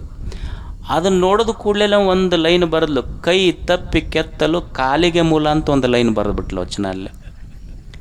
ಕೈ ತಪ್ಪಿ ಕೆತ್ತಲು ಕಾಲಿಗೆ ಮೂಲ. ಮತ್ತು ಮಧ್ಯಾಹ್ನ ಆಯ್ತು, ಮನ್ಯಾಗ ಕುಂತಿದ್ಲು. ಮನೆ ಮಗ್ಗಲ್ದು ಹೆಣ್ಮಗಳು ಗಂಡನ ಕೂಡ ಜಗಳ ಆಡಕತ್ತಿದ್ಲು, ಬಾಯಿ ಬಿಡಕತ್ತಿದ್ಲು. ಗಲ್ ಗಲ್ ಅಂತಾರೆ ರೋಡ್ ಅಂತಾರಿಲ್ಲ, ಗಲ್ ಗಲ್ ಬಾಯಿ ಬಿಡಿ. ಏನು ಶಬ್ದ ಕನ್ನಡದಾಗ ಯಾವ ಡಿಕ್ಷನರಿಗೂ ಇಲ್ಲಿವು, ತಾಯಂದಿರು ಬಾಯಾಗ ಸಿಗ್ತಾವೆ. ಕನ್ನಡ ಡಿಕ್ಷನರಿಗಂತೂ ಇಲ್ಲಿವು. ಗಲ್ ಗಲ್ ಗಲ್ ಬಾಯಿ ಬಡದ್ಲು ಎಮ್ಮ. ಇಷ್ಟು ಬಡ್ದಿದ್ದಕ್ಕೆ ಅವ್ರ ಯಜಮಾನ ಅದು ಎಲ್ಲಿ ತನ್ನ ಸಿಟ್ಟು ಜೋರಾಗೆ ಕಪ್ಪಾಳಕ್ಕೆ ಹೊಡೆದ 4 ಕಲ್ಲ ಉದುರಿ ಬಿಟ್ಟವು. ಇದನ್ನು ನೋಡಿದ್ಲಲ್ಲ, ಅಲ್ಲೊಂದು ಲೈನ್ ಬರೆದು ಬಿಟ್ಲಕ್ಕೆ, ಮಾತು ತಪ್ಪಿ ನುಡಿಯಲು ದವಡೆಗೆ ಮೂಲ ಅಂತ ಮತ್ತೊಂದು ಲೈನ್ ಬರೆದು ಬಿಟ್ಲಕ್ಕೆ. ಮತ್ತು ಸಾಯಂಕಾಲ ಮನೆಗೆ ಕಟ್ಟಿಗೆ ಕುಂತಿದ್ಲ. ಒಬ್ಬ ಹುಡುಗ ಹೊಂಟಿದ್ದ, ರೋಡ್ ಸೈಡ್ ರೋಮಿಯೋ ಅಂತಾರೆ ಅವ್ರಿಗೆ. ಅಂದ್ರೆ ಸಾಯಂಕಾಲ ಆದ ಕೂಡಲೇ ಅವ್ರಿಗೆ ಜೋಲಿ ಹೊಡ್ಕೊತ ಹೋಗ್ಬೇಕು ಅವ್ರು ಒಟ್ಟು ಊರಾಗ. ಅವ ಜೋಲಿ ಹೊಡ್ಕೊಂತ, ದೊಡ್ಡ ಗಟಾರ, ಜೋಲಿ ಹೊಡ್ಕೊಂತ ಹೊಂಟಿದ್ದ. ಇನ್ನೇನವ ಬೀಳ್ತಾನೆ ಅನ್ನೋದ್ರಾಗ ಮಗ್ಲೊಬ್ಬ ಹುಡುಗಿದ್ನಲ್ಲ, ಇವ ಬೀಳ್ತಾನೆ ಬಾ ಅಂತ ಹಿಡ್ಯಕ್ಕೆ ಹೋದ, ಇವನ್ ತೋಂಡ ಗಟಾರದಾಗ ಬಿದ್ದವ. ಇದನ್ನು ನೋಡಿ ಒಂದು ವೃತಹೀನನ ನೆರೆಯಲು ನರಕಕ್ಕೆ ಮೂಲ ಕರ್ಮಹರ ಕಾಳೇಶ್ವರ ಅಂತ ವಚನನ ಬರೆದ್ಬಿಟ್ಲು ಒಂದಕ್ಕೆ. ನೋಡಿ, ಬಸವಣ್ಣವರು ಎಂಥಿಂಥವ್ರ ಬಾಯಾಗ ಏನೂ ಸಾಮಾನ್ಯರ ಬಾಯೊಳಗೆ ನುಡಿಸಿದ್ರಲ್ಲ ಮಾತ. ಒಬ್ಬ ಗುರು ಇದರ ಅರ್ಥ ಏನು ಅಂದ್ರೆ, ಕೈ ಹಿಡಿದು ಭವಿಷ್ಯ ಹೇಳುವವರು ಗುರುಗಳಲ್ಲ, ಕೈ ಹಿಡಿದು ನಿನ್ನ ಭವಿಷ್ಯ ರೂಪಿಸುವವರು ಗುರುಗಳಾಗ್ತಾರೆ ಅನ್ನೋದಕ್ಕೆ ಬಸವಣ್ಣ ಒಂದು ಕಾರಣ. ಕೈ ಹಿಡಿದು ನಿನ್ನ ಭವಿಷ್ಯ ರೂಪಿಸುವವರು ಗುರುಗಳಾಗ್ತಾರೆ. ಸಾಮಾನ್ಯರನ್ನು ಹೆಂಗೆ ಗುರುವಾಗಿ ಮಾಡಿಬಿಟ್ಟ, ಗುರುವಿನ ಋಣ ತೀರಿಸ್ಲಿಕ್ಕಾಗ್ತೈತೇನು ಹೇಳಿ? ನಮಗೆ ಶಾಲ್ಯಾಗ ಗುರುಗಳು ಹುಡುಗರಿಗೆ ಕರ್ಕೊಂಡು ಒಂದು ಟ್ರಿಪ್ಪಿಗೆ ಹೋಗಿದ್ರಂತ. ದೇವಸ್ಥಾನಕ್ಕೆ ಹೋದರು. ಹೋಗಿ ಹುಡುಗರೆಲ್ಲ ನಮಸ್ಕಾರ ಮಾಡಿ ಬರ್ತಿದ್ರು. ಒಂದು ಹುಡುಗ ಕೇಳಿದ್ರಂತ, ಸರ್ ಏನು ಬೇಡ್ಕೊಂಬಂದೇವು? ದೇವರಿಗೆ ಬೇಡ್ದೆಲ್ಲ. ಏನಿಲ್ಲ ಸರ, ಸಿನಿಮಾಕ್ಕೆ ರೊಕ್ಕ ಇದ್ದಿದ್ದಿಲ್ಲ ಇವತ್ತು, ಅದಕ್ಕೆ ನಮ್ಮಪ್ಪ ರೊಕ್ಕ ಕೊಡ್ಬೇಕಂತ ಬೇಡ್ಕೊಂಬಂದೇನಿ ಅಂತ. ಅವ್ರು ಸರ್ ಅಂದರು, ಹಾಗೆಲ್ಲ ಬೇಡ್ಕೋಬಾರ್ದಪ್ಪ ಅಂತ. ಅವ್ರು ಸರ್ ನಮಸ್ಕಾರ ಮಾಡಿ ಬಂದರು. ನೀವೇನು ಬೇಡ್ಕೊಂಡ್ರಿ ಸರ್? ವಿದ್ಯಾ ಬುದ್ಧಿ ಕೊಡು ಅಂತ ಬೇಡ್ಕೋಬೇಕಪ್ಪ ದೇವ್ರಿಗಂತ. ಅದೇ ರೀ ಸರ್, ಯಾರ್ಯಾರ ಹತ್ರ ಏನೇನಿಲ್ಲ ಅದನ್ನು ಬೇಡ್ಕೊತಾರೆ ಅವರು. ಯಾರ್ಯಾರ ಹತ್ರ ನಮ್ಮ ಹತ್ರ ರೊಕ್ಕ ಇಲ್ಲರೆ ನಾವು ಅದನ್ನು ಬೇಡ್ಕೊಂಡಿವಿ, ನಿಮ್ಮ ಹತ್ರ ಏನಿಲ್ಲ ಅದನ್ನು ನೀವು ನಮ್ಮ ಋಣ ಬೇರೆ. ಆದರೆ ಬಸವಾದಿ ಶರಣರು ಕಟ್ಟಿದ್ದು ಋಷಿ ಋಣ ತೀರಿಸಬೇಕಾದ್ರೆ ನೆನಪಿಡುವುದೇನು? ನಮನ ಸಲ್ಲಿಸುವುದು ನುಡಿಯಿಂದಲ್ಲ, ನಮ್ಮ ನಡೆಯಿಂದ ನಮನ ಸಲ್ಲಿಸಬೇಕಿದು ನುಡಿ. ನಮನ ದೇವನ ಋಣ, ಭೂತ ಋಣ, ಋಷಿ ಋಣ, ತಂದೆ ತಾಯಿ ಋಣ ತೀರಿಸ್ಬೇಕು. ಪಿತೃ ಋಣ ಅಂತಾರೆ. ಯಾಕೆ ಪಿತೃ ಋಣ ತೀರಿಸ್ಬೇಕು ಅಂದ್ರೆ, ನೀವು ನೋಡಿ, ನಮ್ಮ ತಾಯಿ ಇರ್ತಾಳೆ. ತಂದೆ ತಾಯಿಯ ಬದುಕು ಹೆಂಗಿರ್ತೈತಿ ಅಂದ್ರೆ, ಈಗ ಅವು ಇರ್ತಾಳೆ, ಮನ್ಯಾಗ ಯಾರೂ ಇರೋದಿಲ್ಲ, ತನ್ನ ಮಗನ ತಾನ ಹಾಲು ಕುಡಿಸುವಾಗ ತನ್ನ ಸೆರಗ ತಾನ ಮುಚ್ಚಾಳೆ, ಯಾರೂ ಇಲ್ಲ ಮನ್ಯಾಗ, ತಾನೊಬ್ಬಕ್ಕನೇ ಅದಾಳ. ಆದರೂ ತನ್ನ ಮಗನಿಗೆ ಹಾಲು ಕುಡಿಸುವಾಗ ಸೆರಗು ಹಚ್ಚಿ ಕುಡಿಸ್ತಾಳೆ. ಯಾಕಂದ್ರೆ ನನ್ನ ದೃಷ್ಟಿನೂ ಸಹಿತ ನನ್ನ ಮಗನ ಮೇಲೆ ಆಗಬಾರ್ದು ಅನ್ನೋದು ತಾಯಿಯ ಕಳ್ಳ ಇದು. ಅಪ್ಪ ಅವ ಏನು ಸಾಲಿ ಕಲ್ತಾವಲ್ಲ, ಒಂದು ಹರಕ್ಕೆ ದೋತ್ರ, ಒಂದು ಹರಕ್ಕೆ ಅಂಗಿ ಹಾಕ್ಕೊಂಡು ಮಗನ ಜಾತ್ರೆಗೆ ತೋರ್ಸಕ್ಕೆ ಹೋಗ್ಯಾನಲ್ಲ. ಭಾಳ ಗದ್ಲಿತ್ತು. ಗದ್ದಲಿದ್ದಾಗ ಅಪ್ಪ ದೇವ್ರು ನೋಡಕ್ಕೆ ಕ್ಯೂ ಇತ್ತು ಲೈನ್. ಅಪ್ಪ ಮಗನ ಹೆಗಲ ಮೇಲೆ ಕುಂದರ್ಸ್ಕೊಂಡು, ಮಗ ನಾನು ದೇವ್ರು ನೋಡ್ಲಿಕ್ಕಾಗಿಲ್ಲ, ನೀ ನೋಡು, ನಿನ್ನ ಕಣ್ಣೊಳಗೆ ನಾನು ದೇವ್ರು ನೋಡ್ತೀನಿ ಅಂತ ಅಪ್ಪ ತೋರಿಸಿಲ್ಲೇನು? ತನಗೆ ಕಾಣದ ಪ್ರಪಂಚವನ್ನು ಮಗನಿಗೆ ಹೆಗಲ ಮೇಲೆ ಕುಂದರ್ಸ್ಕೊಂಡು ಅಪ್ಪ ತೋರ್ಸ್ಯಾನ. ಅದಕ್ಕೆ ಈ ಭೂಮಿಯ ಮೇಲಿನ 2 ಪವಿತ್ರ ಸ್ಥಳಗಳು ಯಾವಾದರೂ ಇದ್ರೆ ಅದು ಅಮ್ಮನ ಮಡಿಲ, ಅಪ್ಪನ ಹೆಗಲ. ಇದಕ್ಕಿಂತ ಪವಿತ್ರ ಸ್ಥಳಗಳೇ ಇಲ್ಲ ಭೂಮಿ ಮೇಲೆ. ಅವ್ರ ಋಣ ತೀರಿಸಬೇಕಲ್ಲ ಮನುಷ್ಯ. ತಂದೆ ತಾಯಿ ಋಣ ತೀರಿಸೋದಂದ್ರೆ ಇಷ್ಟೇ, ಭಾಳ ಏನಿಲ್ಲ. ಮಕ್ಕಳಾದವರು ಇದನ್ನು ಪಾಲಿಸ್ಬೇಕು. ಏನು ಅಂದ್ರೆ, ಎಂದೂ ನಮ್ಮ ತಂದೆ ತಾಯಿ ನನ್ನ ಸಲುವಾಗಿ ಕಣ್ಣೀರು ಹಾಕಬಾರ್ದು, ಇದನ್ನು ಪಾಲಿಸ್ಬೇಕು. ನನ್ನ ಸಲುವಾಗಿ ನಮ್ಮ ತಂದೆ ತಾಯಿ ಕಣ್ಣೀರು ಹಾಕಬಾರ್ದು. ನನ್ನ ಸಲುವಾಗಿ ನಮ್ಮ ಅಪ್ಪ ಅವ್ವ ಇನ್ನೊಬ್ಬರ ಮನೆ ಮುಂದೆ ಕೈ ಮುಕ್ಕೊಂಡು ನಿಂದಿರಬಾರ್ದು. ನನ್ನ ಸಲುವಾಗಿ ನಮ್ಮ ಅಪ್ಪ ಅವ್ವ ಊರಾಗ ತಲೆ ತಗ್ಗಿಸಿ ನಡಿಬಾರ್ದು. ನನ್ನ ಸಲುವಾಗಿ ನಮ್ಮಪ್ಪ ತಲೆ ಎತ್ತಿ ನಡೆಯಕತ್ತ ಅಂದ್ರೆ ನಾನು ಮಗನಾಗಿದ್ದಕ್ಕೆ ಸಾರ್ಥಕ ಆಗ್ತದೆ ಅಷ್ಟೆ. ಒಬ್ಬ ಮಗನ ಸಾರ್ಥಕತೆ ಎಲ್ಲಿ ಅಂದ್ರೆ, ಅಪ್ಪನ ಆಸ್ತಿ ಕೇಳೋದಲ್ಲ, ಅಪ್ಪನ ಆಸ್ತಿಗೆ ಹಕ್ಕುದಾರರಾದವ್ರ ಮಕ್ಕಳಲ್ಲ, ಅಪ್ಪನ ಆದರ್ಶಕ್ಕೆ ಹಕ್ಕುದಾರರಾಗಬೇಕು, ಅವ್ರು ನಿಜವಾದ ಮಕ್ಕಳಾಗ್ತಾರೆ. ತಂದೆ ತಾಯಿ ಋಣ ತೀರಿಸ್ಬೇಕಲ್ಲ ಮನುಷ್ಯ. ಗಂಡ ಹೆಂಡತಿ ಇದ್ದರು, ಒಂದು ಮಗು ಇತ್ತು. ಹೆಂಡತಿ ಜಗಳ ಆಡಿ ಊರಿಗೆ ಹೋದ್ಲು, ತವ್ರ ಮನೆಗೆ ಹೋದ್ಲು. ಎದಕ್ಕೆ ಜಗಳ ಆತಂದ್ರೆ, ಅವ್ರಿಗೆ ಅವ್ರ ಅತ್ತಿಗೆ ಹೊಂದಿಕ್ಕಾಗಲಿಲ್ಲ. ಯಾವ ಮನೆಯಾಗ ಎಲ್ಲರ ಮನೆಯಾಗೂ ಇದ ಪುರಾಣ ಐತಿ. ಅವು ಈಗೇನು ಕನ್ಯಾವರ ನೋಡಕ್ಕೆ ಹೋಗ್ತಾರಲ್ಲ, ಹುಡುಗ ಹುಡುಗಿದ ಕುಂಡ್ಲಿ ಏನಿಲ್ಲ, ಅತ್ತಿ ಸೊಸಿದ ಕುಂಡ್ಲಿ ಕೂಡಿದ್ರೆ ಮಾಡಿಬಿಡ್ಬೇಕಷ್ಟ ಮದುವೆ. ಯಾಕಂದ್ರೆ ಅವರಿಬ್ಬರು ಕೂಡಿಬಿಟ್ರೆ ಇವ್ರದ್ದೇನು ಕಿರಿಕಿರಿನೇ ಇರೋದಿಲ್ಲ. ಏನು ಅದಕ್ಕೆ ಜಗಳ ಆಡಿ ತವ್ರ ಮನೆಗೆ ಹೋದ್ಲು. ತವ್ರ ಮನೆಗೆ ಹೋಗಿಂದ ಹುಡುಗ ಫೋನ್ ಹಚ್ತು, ಬಾ ಮತ್ತು ಮನೆಗೆ ಅಂತ. ಮಗ ಒಂದೈತಲ್ಲ, ಇಲ್ಲ ನಾ ಬರೋದಿಲ್ಲ, ನಿಮ್ಮ ಅವ್ವನ ಹೊರಗಿಟ್ಟರು ಬರ್ತೀನಿ ನಾನು. ಅವಾಗ ಹುಡುಗಂದ, ಇಲ್ಲ ನಮ್ಮ ಅವ್ವನ ಹೊರಗಿಡೋಕ್ಕಾಗೋದಿಲ್ಲ ನನಗೆ. ಅವಾಗ ಆಕೆ ಹುಡುಗಂದ್ಲು, ಹಂಗಿದ್ರೆ ನನ್ನ ಮೇಲೆ ಏನು ಪ್ರೀತಿ ಇಲ್ಲ, ನಿಮ್ಮ ಅವ್ವನ ಮೇಲೆ ಪ್ರೀತಿ ಇದೆ ನೀನು ಅಂತ. ಇಲ್ಲ ಹಾಗೇನಿಲ್ಲ, ಇಬ್ಬರ ಮೇಲೂ ಪ್ರೀತಿ ಇದೀನಿ, ಆದ್ರೆ ನಮ್ಮ ತಾಯಿಗೆ ಹೊರಗಿಟ್ಟು ನಾನು ಬದುಕೋಕ್ಕಾಗೋದಿಲ್ಲ. ಅವಾಗ ಹೆಣ್ಮಗಳಂದ್ರೆ, ಇಲ್ಲ ಮತ್ತು ಹಂಗಿದ್ರೆ ಹೆಂಡತಿ ಅಂದ್ಲು, ನಿಮ್ಮ ಅವ್ವನ ಮೇಲೆ ಭಾಳ ಪ್ರೀತಿ ಇದ್ದಂಗೆ ಅದೇ ನೀನು, ಅದಕ್ಕೆ ಬಿಟ್ಟಿರಂಗಿಲ್ಲ ಅಂತೆ ನೀನು. ಹಾಗಿಲ್ಲ, ನಮ್ಮ ಅವ್ವನ ಹೊರಗಿಟ್ಟು ನಾ ಯಾಕೆ ಬದುಕಂಗಿಲ್ಲ ಅಂತ ಹೇಳ್ತೀನಿ ಅಂದ್ರೆ, ಇರೋಕ್ಕಾಗೋದಿಲ್ಲ ಅಂತ ಹೇಳ್ತೀನಿ ಅಂದ್ರೆ, ಮುಂದೆ ನನ್ನ ಮಗ ದೊಡ್ಡವಾದ ಮೇಲೆ ಅವನ ಹೆಂಡತಿ ಮಾತು ಕೇಳಿ ತನ್ನ ತಾಯಿನ ಹೊರಗಿಟ್ಟು ಬದುಕಬಾರ್ದು. ಅದಕ್ಕೆ ನನ್ನ ಮಗನಿಗೆ ಪಾಠ ಇದು ಅಂತ. ನನ್ನ ಮಗನಿಗೆ ಪಾಠ ಕಲ್ಸಕತ್ತೀನಿ. ಅತ್ತಿ ಶ್ರೇಷ್ಠ, ಹೆಂಡತಿ ಕನಿಷ್ಠ ಅಂತಿಲ್ಲ, ಹೆಂಡತಿ ಶ್ರೇಷ್ಠ, ಅವ್ವ ಕನಿಷ್ಠ ಅಂತಿಲ್ಲ. ಇಬ್ಬರೂ ತಾಯಂದಿರೇ.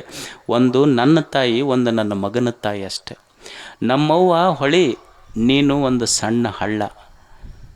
ಇದ್ರಾಗ ಯಾವುದೂ ಹೆಚ್ಚು ಕಡಿಮೆ ಅಂತಿಲ್ಲ. ನಮ್ಮವ್ವ ಇವತ್ತು ಹೊಳಿ ಆಗ್ಯಾಳ, ಮುಂದೊಂದು ದಿವಸ ನೀನು ಹೊಳಿ ಆಗ್ತಿ, ಅತ್ತಿ ಆಗೋಕ್ಕಿನ. ಇಲ್ಲಿ ಯಾರೂ ಹೆಚ್ಚಿಲ್ಲ, ಕನಿಷ್ಠ ಇಲ್ಲ, ಇಬ್ಬರೂ ಕೂಡಿ ಬದುಕುವುದೈತೆ ಅಷ್ಟೇ ಇಲ್ಲಿ ಅಂತ. ಯಾರನ್ನು ಬಿಟ್ಟು ಇವ್ರದ್ದು ಹೇಳಿ, ಅವರು ಋಣ ತೀರಿಸ್ಬೇಕಲ್ಲ. ತಂದೆ ತಾಯಿಗಳನ್ನು ಸೇವಾ ಮಾಡೋದು, ಅವ್ರ ಋಣನೂ ತೀರಿಸ್ಬೇಕಾಗ್ತೈತೆ. ಯಾಕಂದ್ರೆ ಈ ಪ್ರಪಂಚ ನಮಗೆ ಪರಿಚಯ ಆಗಿದ್ದ ಅವರಿಂದ.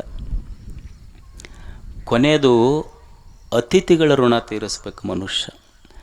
ಅತಿಥಿಗಳ ಋಣ, ಅತಿಥಿಗಳ ಋಣ ಅಂದ್ರೆ, ನಾವೆಲ್ಲರೂ ಈ ಪ್ರಪಂಚಕ್ಕೆ ಅತಿಥಿಗಳಲ್ಲ. ನೀವು ನಮಗೆ ಅತಿಥಿಗಳು, ನಾವು ನಿಮಗೆ ಅತಿಥಿಗಳು. ಇದು ಅತಿಥಿ ಅಭ್ಯಾಗತರ ನಾಡಿದು ಈ ಜಗತ್ತು. ನಾವೆಲ್ಲರೂ 4 ದಿನದ ಅತಿಥಿಗಳು ಈ ಜಗತ್ತಿಗೆ. ಎಲ್ಲರೂ ಅತಿಥಿಗಳಾಗೇ ಬಂದೀವಿ. ಇಲ್ಲಿ ಯಾರೂ ಖಾಯಂ ಇರೋಕ್ಕೆ ಬಂದಿವೇನು? ಅತಿಥಿಗಳಂದ್ರೆ ಏನು? ಮನ್ಯಾಗ ಯಾರು ಖಾಯಂ ಇರೋದಿಲ್ಲ ಅವ್ರ ಅತಿಥಿಗಳು. ಯಾರ ತಿಥಿ ಮಿತಿ ನೋಡ್ಲಾರ್ದಂಗೆ ಬಂದು ಟೆಂಟ್ ಹಾಕ್ತಾರಲ್ಲ, ಅವರಿಗೆ ಅತಿಥಿಗಳನ್ನು. ಅತಿಥಿಗಳಷ್ಟೇ. ನೀವು ನಮಗೆ ಅತಿಥಿಗಳು, ನಾವು ನಿಮಗೆ ಅತಿಥಿಗಳು. ಇದು ಅತಿಥಿ ಅಭ್ಯಾಗತರ ನಾಡು ಈ ಜಗತ್ತು. ಇಲ್ಲಿ ಬದುಕೋದಕ್ಕೆ ಹೆಂಗೆ ಸಾಧ್ಯ ಐತಿ ಅಂದ್ರೆ, ಒಬ್ಬರನ್ನೊಬ್ಬರು, ನಮಗೆ ಎಷ್ಟೋ ಜನ ಸ್ನೇಹಿತರು, ಎಷ್ಟು ಕಷ್ಟ ಕಾಲದಾಗ ನಮ್ಮ ಕೈ ಹಿಡಿದ ಸ್ನೇಹಿತರದಾರ, ಮತ್ತು ನಮ್ಮ ನೆರೆಹೊರೆಯವರದಾರ, ನಮಗೆ ಪ್ರೀತಿ ಪಾತ್ರ ಆದವ್ರು ಎಷ್ಟದಾರ. ಎಷ್ಟು ಮಂದಿಯ ಋಣದೊಳಗೆ ನಮ್ಮ ಜೀವನ ಐತಿ ಹೇಳಿ. ಸ್ವಲ್ಪ ಮಂದಿ ಜೀವನದ ಎಷ್ಟೋ ಜನ ಕಷ್ಟಕ್ಕಾದಾಗ, ಮನುಷ್ಯನಿಗೆ ದುಃಖ ಆದಾಗ, ನನ್ನ ಹೆಗಲ ಮೇಲೆ ನನ್ನ ಗದ್ದ ಇಟ್ಟು ಅಳಕ್ಕೆ ಬರೋದಿಲ್ಲ. ದುಃಖ ಆದಾಗ ಅಳ್ಲಿಕ್ಕೆ ಒಂದು ಗದ್ದ, ಒಂದು ಹೆಗಲು ಬೇಕಾಗ್ತೈತಿ. ನನಗೆ ದುಃಖ ಆದಾಗ ನನ್ನನ್ನು ನಾನು ಅಲಂಗಿಸಿಕೊಳ್ಳಿಕ್ಕೆ ಅಳ್ಳಿಕ್ಕಾಗೋದಿಲ್ಲ, ಒಬ್ಬ ಸ್ನೇಹಿತ ಬೇಕಾಗ್ತೈತಿ. ಮನುಷ್ಯ ಆಸ್ತಿ ಕಳ್ಕೊಂಡವ್ರು ಬಡವರಾಗೋದಿಲ್ಲ, ಆತ್ಮೀಯತೆಯನ್ನು ಕಳ್ಕೊಂಡವ್ರು ಬಡವರಾಗ್ತಾರೆ ಭೂಮಿ ಮೇಲೆ. ಆಸ್ತಿ ಕಳ್ಕೊಂಡವ್ರು ಬಡವರಾಗೋದಿಲ್ಲ. ನೋಡಿ, ಒಂದು ಕಾಲ ಹೆಂಗಿತ್ತು ಅಂದ್ರೆ ನಮ್ಮ ಕಡೆ 11 ಜನ ಸ್ನೇಹಿತರು ಇರ್ತಿದ್ವಿ, ರೊಕ್ಕ ಇರ್ತಿದ್ದಿಲ್ಲ. 11 ಜನ ಸ್ನೇಹಿತರು ಇರ್ತಿದ್ವಿ, ರೊಕ್ಕ ಇರ್ತಿದ್ದಿಲ್ಲ. ಎಲ್ಲರೂ ಒಂದೊಂದು ರೂಪಾಯಿ ರೊಕ್ಕ ಹಾಕಿ 11 ರೂಪಾಯಿ ಕಲೆಕ್ಟ್ ಮಾಡಿ ಒಂದು ಚೆಂಡು ತೊಗೊಂಡು ಕ್ರಿಕೆಟ್ ಆಡ್ತಿದ್ವಿ. ಈಗ ನನಗೆ 11 ರೂಪಾಯಿ ನನ್ನ ಹತ್ರ ರೊಕ್ಕ ಕೊಡೋಷ್ಟು ಶಕ್ತಿ ಐತಿ, ಆಡಕ್ಕೆ 11 ಮಂದಿ ಇಲ್ಲ ಈಗ ಅಷ್ಟು. ಜಗತ್ತು ತಾಜ್ ಮಹಲ್ ಕಟ್ಟಿಸಿದ್ರು. ತಾಜ್ ಮಹಲ್ ಜಗತ್ತ ನೋಡಕತ್ತೈತಿ, ಆದರೆ ಯಾರ ಸಲುವಾಗಿ ಕಟ್ಟಿಸಿದ್ರಲ್ಲ ಅವರ ನೋಡೋಕ್ಕಾಗಿಲ್ಲ ಅದನ್ನು. ಇದು ಪ್ರಪಂಚದ ವಿಪರ್ಯಾಸ ಐತಿದು ಅಷ್ಟೆ. ಅದಕ್ಕೆ ನಾ ಹೇಳ್ತೀನಲ್ಲ, ನಾ ಭಾಳ ಇಂಡಿಪೆಂಡೆಂಟ್ ಅದೀನಿ ರೀ ಅಂತೀವಿಲ್ಲ ನಾವೆಲ್ಲ. ಇಲ್ಲಿ ಯಾರೂ ಇಂಡಿಪೆಂಡೆಂಟ್ ಇಲ್ಲ, ವಿ ಆರ್ ಇಂಟರ್ ಡಿಪೆಂಡೆಂಟ್. ಒಬ್ಬರ ಮೇಲೆ ಒಬ್ಬರು ಅವಲಂಬನೆ ಐತಿದು. ಅದಕ್ಕೆ ಅತಿಥಿಗಳ ನಾಡು ಇದು. ನಮಗೆ ನೀವು ಅತಿಥಿಗಳು, ನಿಮಗೆ ನಾವು ಅತಿಥಿಗಳು. ಒಂದಿಷ್ಟು ಉಣಿಸಿ ತಿನಿಸಿ ಉಡಿಸಿ ಒಂದಿಷ್ಟು ಒಳ್ಳೆಯ ಮಾತುಗಳನ್ನು ಹೇಳಿ ನಗನಗತ ಹೋಗೋದಷ್ಟ ಜೀವನ. ನಮಗೆ ಇಲ್ಲಿ ನಗಕ್ಕಾಗೋದಿಲ್ಲಲ್ಲ, ಅದಕ್ಕೆ ಅಲ್ಲಿ ಹೋಗಿ ರೊಕ್ಕ ಕೊಟ್ಟು ನಗತೀವಿ. ಎಲ್ಲಿ ಲಾಫಿಂಗ್ ಕ್ಲಬ್ಸ್ ಇರ್ತಾವೆ, ಪೇಟೆಗೆ ನೋಡಿರಿಲ್ಲ ನೀವು. ಅವು ಲಾಫಿಂಗ್ ಕ್ಲಬ್ಸ್ ಅಂತ ಮಾಡ್ತಾರೆ. ನಿಮಗೆ ಹಳ್ಳಿ ಮಂದಿಗೆ ಗೊತ್ತಿಲ್ಲ, ನೀವು ಕೊಕಾಸ್ ನಗತಿರಿಲ್ಲ. ಅಲ್ಲಿ ಪೇಟೆಗೆ ನಗಕ್ಕೆ ಬರೋದಿಲ್ಲ, ಅಲ್ಲಿ ಹೋಗಿ ರೊಕ್ಕ ಕೊಡ್ತಾರೆ. ಬೆಳಗ್ಗೆ ಹೋಗಬೇಕು, ಅವೆಲ್ಲ ಗಾರ್ಡನ್ ಇರ್ತಾವೆ, 100 ರೂಪಾಯಿ ಚಾರ್ಜ್ ಮಾಡ್ತಾರೆ ಅವ್ರು. 1 2 3 ನಗರಿಗಂತಾನು. ಇವು ಹೊಸು ಹುಚ್ಚುಚ್ಚರಂಗೆ ನಗುತ್ತಾವೆ. ಅವ 1 2 3 ನಗರಿಗಂಥೇಳಿ ಹೊಕ್ಕನ್. ಹೋಗುವಾಗ ಇವು ಕರೆ ನೋಡಿ ನಗಾಕ್ಕೆ ರೊಕ್ಕ ಕೊಟ್ಟವು ನೋಡಿ, ಎಷ್ಟು ಹುಚ್ಚರದ್ರಂತ ರೊಕ್ಕ ಇಸ್ಕೊಂಡು ಹೋಗ್ಬಿಡ್ತಾನೆ ನಾವು ಅಷ್ಟು. ಅಂದ್ರೆ ನಾವಿರೋದು ಇದೊಂದು ಅತಿಥಿಗಳ ನಾಡು. ಉಣಿಸಿ ತಿನಿಸಿ ಉಣಿಸಿ ಸಂತೋಷಪಟ್ಟು ಹೋಗೋದಷ್ಟು. ಅತಿಥಿಗಳಾಗಿ ಬದುಕಬೇಕು. ಅತಿಥಿ ಸತ್ಕಾರ ಋಣರೂಪದೊಳಗೆ ಕರ್ಮ ಐತಿಲ್ಲ. ಒಬ್ಬ ಹುಡುಗ ಅಮೇರಿಕದಾಗ ಇರ್ತಿದ್ದ. ಅವನಿಗೇನು ಅನ್ನಿಸ್ತು ಅಂದ್ರೆ, ನಾ ಅಮೇರಿಕದ ಹುಡುಗಿಗೆ ಮಾಡ್ಕೋಬಾರ್ದು, ಪ್ಯೂರ್ ಇಂಡಿಯನ್ ಗರ್ಲ್ ಇರಬೇಕು, ಅಂದ್ರೆ ಭಾರತೀಯ ಸಂಸ್ಕೃತಿ ಇದ್ದ ಹುಡುಗಿರ್ಬೇಕು ಅಂತ.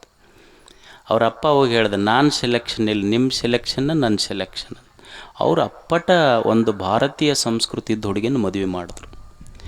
ಇವ ವೀಸಾ ಗೀಸಾ ಮಾಡಿಸ್ಕೊಂಡು ಕರ್ಕೊಂಡು ಹೋದ.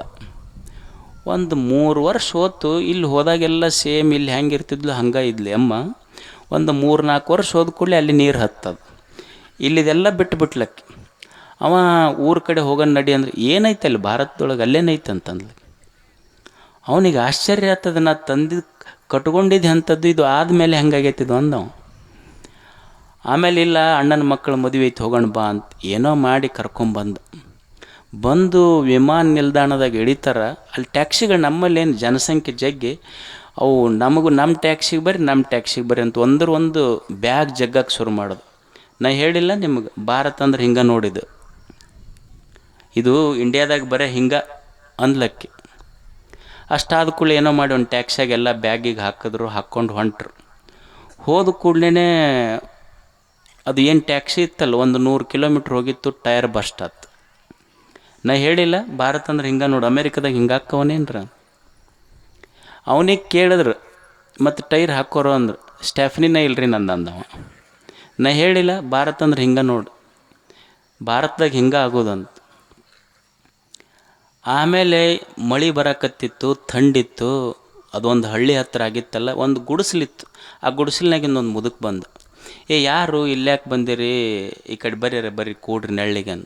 ಈಗ ಭಾರತ ಅಂದ್ರೆ ಹಿಂಗೆ ನೋಡಿ ಕರೀತಾರ, ಏನರ ಹಾಕಿ ರೊಕ್ಕ ತೊಗೊತಾರೆ ಅವ್ರು ಕರೆದ್ರು. ಒಳಗೆ ಕುಂದಿರ್ಸಿ ಮುದುಕಿಗೆ ಮುದುಕ, ಇವ್ರ ಪಾಪ ಯಾರೋ ಬಂದಾರ, ಅವ್ರ ಗಾಡಿ ಪಂಕ್ಚರ್ ಆಗೈತಿ, ಅವಕ್ಕೊಂದು ಸ್ವಲ್ಪ ಏನರ ಕೊಡು ಅಂತ. ಆ ಮುದುಕ್ ಹೋಗಿ ಇವರಿಗೆ ಬಿಸಿ ರೊಟ್ಟಿ ಗಿಟ್ಟಿ ಎಲ್ಲ ತೊಗೊಂಬಂತು. ಬಿಸಿ ರೊಟ್ಟಿ ಪಲ್ಯ ಅನ್ನ ಸಾರ ತಂದು ಊಟಕ್ಕೆ ಕೊಡ್ತು. ಈಗ ಭಾರತದೊಳಗೆ ಹಿಂಗೆ ನೋಡ್ರಿ, ಹೆಣ್ತು ಹೇಳಕತ್ತಿದ್ಲು, ತಾನು ಭಾರತದಕ್ಕಿನೇ. ಈಗ ಭಾರತದಾಗ ಹಿಂಗೆ ನೋಡ್ರಿ, ಏನಾರ ಹಾಕಿ ಕೊಡ್ತಾರೆ, ನಮ್ಮ ಕಡೆ ಇದ್ದು ರೊಕ್ಕ ಬಂಗಾರ ಸಾಮಾನು ತೊಗೊತಾರೆ, ಹುಷಾರಿ ಅಂತ.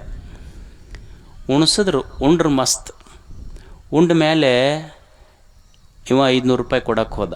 ಆ ಮುದುಕಂದ ಬ್ಯಾಡ್ರಿ ಅಂತ.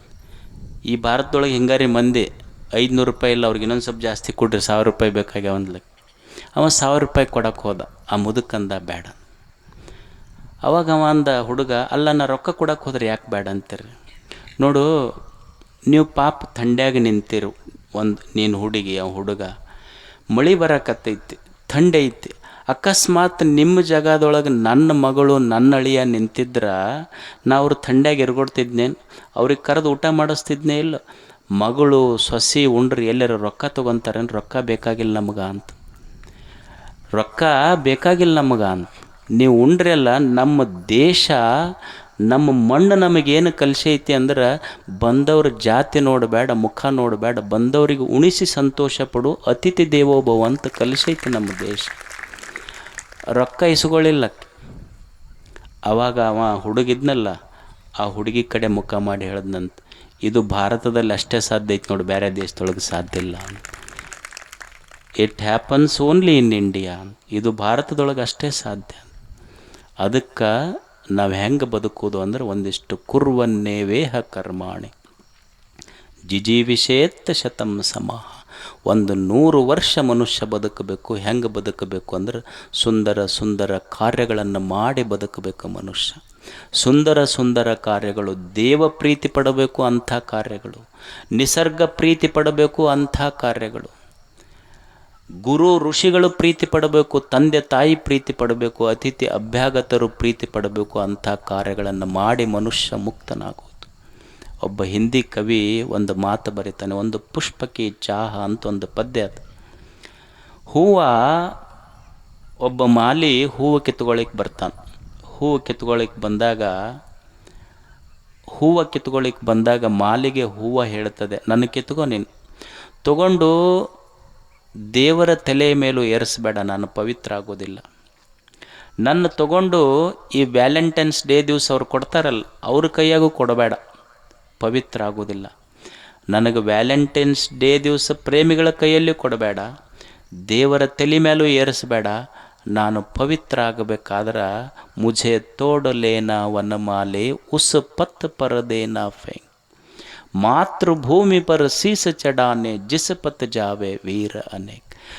ಒಂದು ಹೂವು ಮಾಲಿಗೆ ಹೇಳ್ತದೆ, ನನ್ನನ್ನು ಕಿತ್ಕೊಂಡು ಪ್ರೇಮಿಗಳ ಕೈಯಲ್ಲಿ ಕೊಡಬೇಡ, ದೇವರ ತಲೆ ಮೇಲೆ ಏರಿಸಬೇಡ, ನಾನು ಪವಿತ್ರ ಆಗಬೇಕಾದ್ರೆ ಯಾವ ದಾರಿ ಹಿಡಿದು ಸಮಾಜ ಸೇವಾ ಮಾಡಲಿಕ್ಕೆ, ದೇಶ ಸೇವಾ ಮಾಡಲಿಕ್ಕೆ, ದೇವರ ಸೇವಾ ಮಾಡಲಿಕ್ಕೆ ಜನ ಹೋಗ್ಯಾರಲ್ಲ, ಅಂಥ ಆ ಪುಣ್ಯ ಪುರುಷರು ಹೋದ ದಾರಿಯೊಳಗೆ ನನಗೆ ಹೋಗಿ ಅವ್ರ ಪಾದದ ಮಣ್ಣು ಹತ್ತಿದ್ರೆ ಸಾಕು, ನಾ ಪವಿತ್ರ ಆಗ್ತೇನೆ. ಅಂದ್ರೆ ಮನುಷ್ಯ ಯಾರ ಋಣದೊಳಗೂ ಇರಬಾರ್ದಂದ್ರೆ ಹುಟ್ಟಿನಿಂದ ಸಾಯುವವರೆಗೂ ಋಣರೂಪ ಕಾರ್ಯಗಳನ್ನು ಮಾಡ್ತಾ ಮಾಡ್ತಾ ಹೋಗಬೇಕಂಥೇಳಿ ನಾ ಎಲ್ಲಿ ಇವತ್ತು ನೀವು ಬರೋದಿಲ್ಲ ಅಂತ ಮಾಡಿದ್ದು. ನಾನು ಮಳಿದ್ ನೋಡಿ ಆದರೂ ಇಷ್ಟು ಮಂದಿ ಕೂಡಿರಿ, ನಿಮಗೆ ಕೇಳಿಸ್ಬೇಕಂತ ದೇವ್ರ ಇಚ್ಛೆ ಇದ್ದ ಮೇಲೆ ಯಾರೇನಾರ ಮಾಡೋಕ್ಕಾಗತ್ತೆ ಹೇಳೋದಕ್ಕೆ. ಮತ್ತಿಷ್ಟು ಮಳೆಯಾಗೂ ಇಷ್ಟು ಮಂದಿ ಎಲ್ಲಿ ಕೂಡ್ತಾರೆ ಹೇಳ್ರಿ? ನೋಡಿದ್ರೆ ಸಂತೋಷ. ಮತ್ತು ನಿಮ್ಮನ್ನು ನೋಡಿದ್ರೆ ಇಷ್ಟು ಮಳೆ ಬರ್ತೈತೆ ಅಂತ ಗೊತ್ತಿದ್ರೂ ಬಂದು ಸಮಾಧಾನದಿಂದ ಕುಂತಿರಲ್ಲ. ಮತ್ತು ಗುಡಿಯಾಗಿನ ದೇವ್ರು ನೋಡ್ಬೇಕು ಅನಿಸೋದಿಲ್ಲ. ನಿಮ್ಮ ಮುಖ ನೋಡಿದ್ರೆ ದೇವ್ರು ನೋಡಿದಷ್ಟೇ ಸಂತೋಷ ಆಕೈತೆ ಅಷ್ಟೆ. ಮತ್ತು ನಿಮಗೆ ಇಷ್ಟು ಹೊಗಳ್ಕೊಂತಿರ್ಬೇಕಂದ್ರೂ ಕೂಡ ಅವ್ರು ನೀವೆಲ್ಲ ಖರೇನೇ ಸಂತೋಷ ಆಗತ್ತೆ. ನಮಗೆಲ್ಲ ಶರಣಾರ್ಥಿ.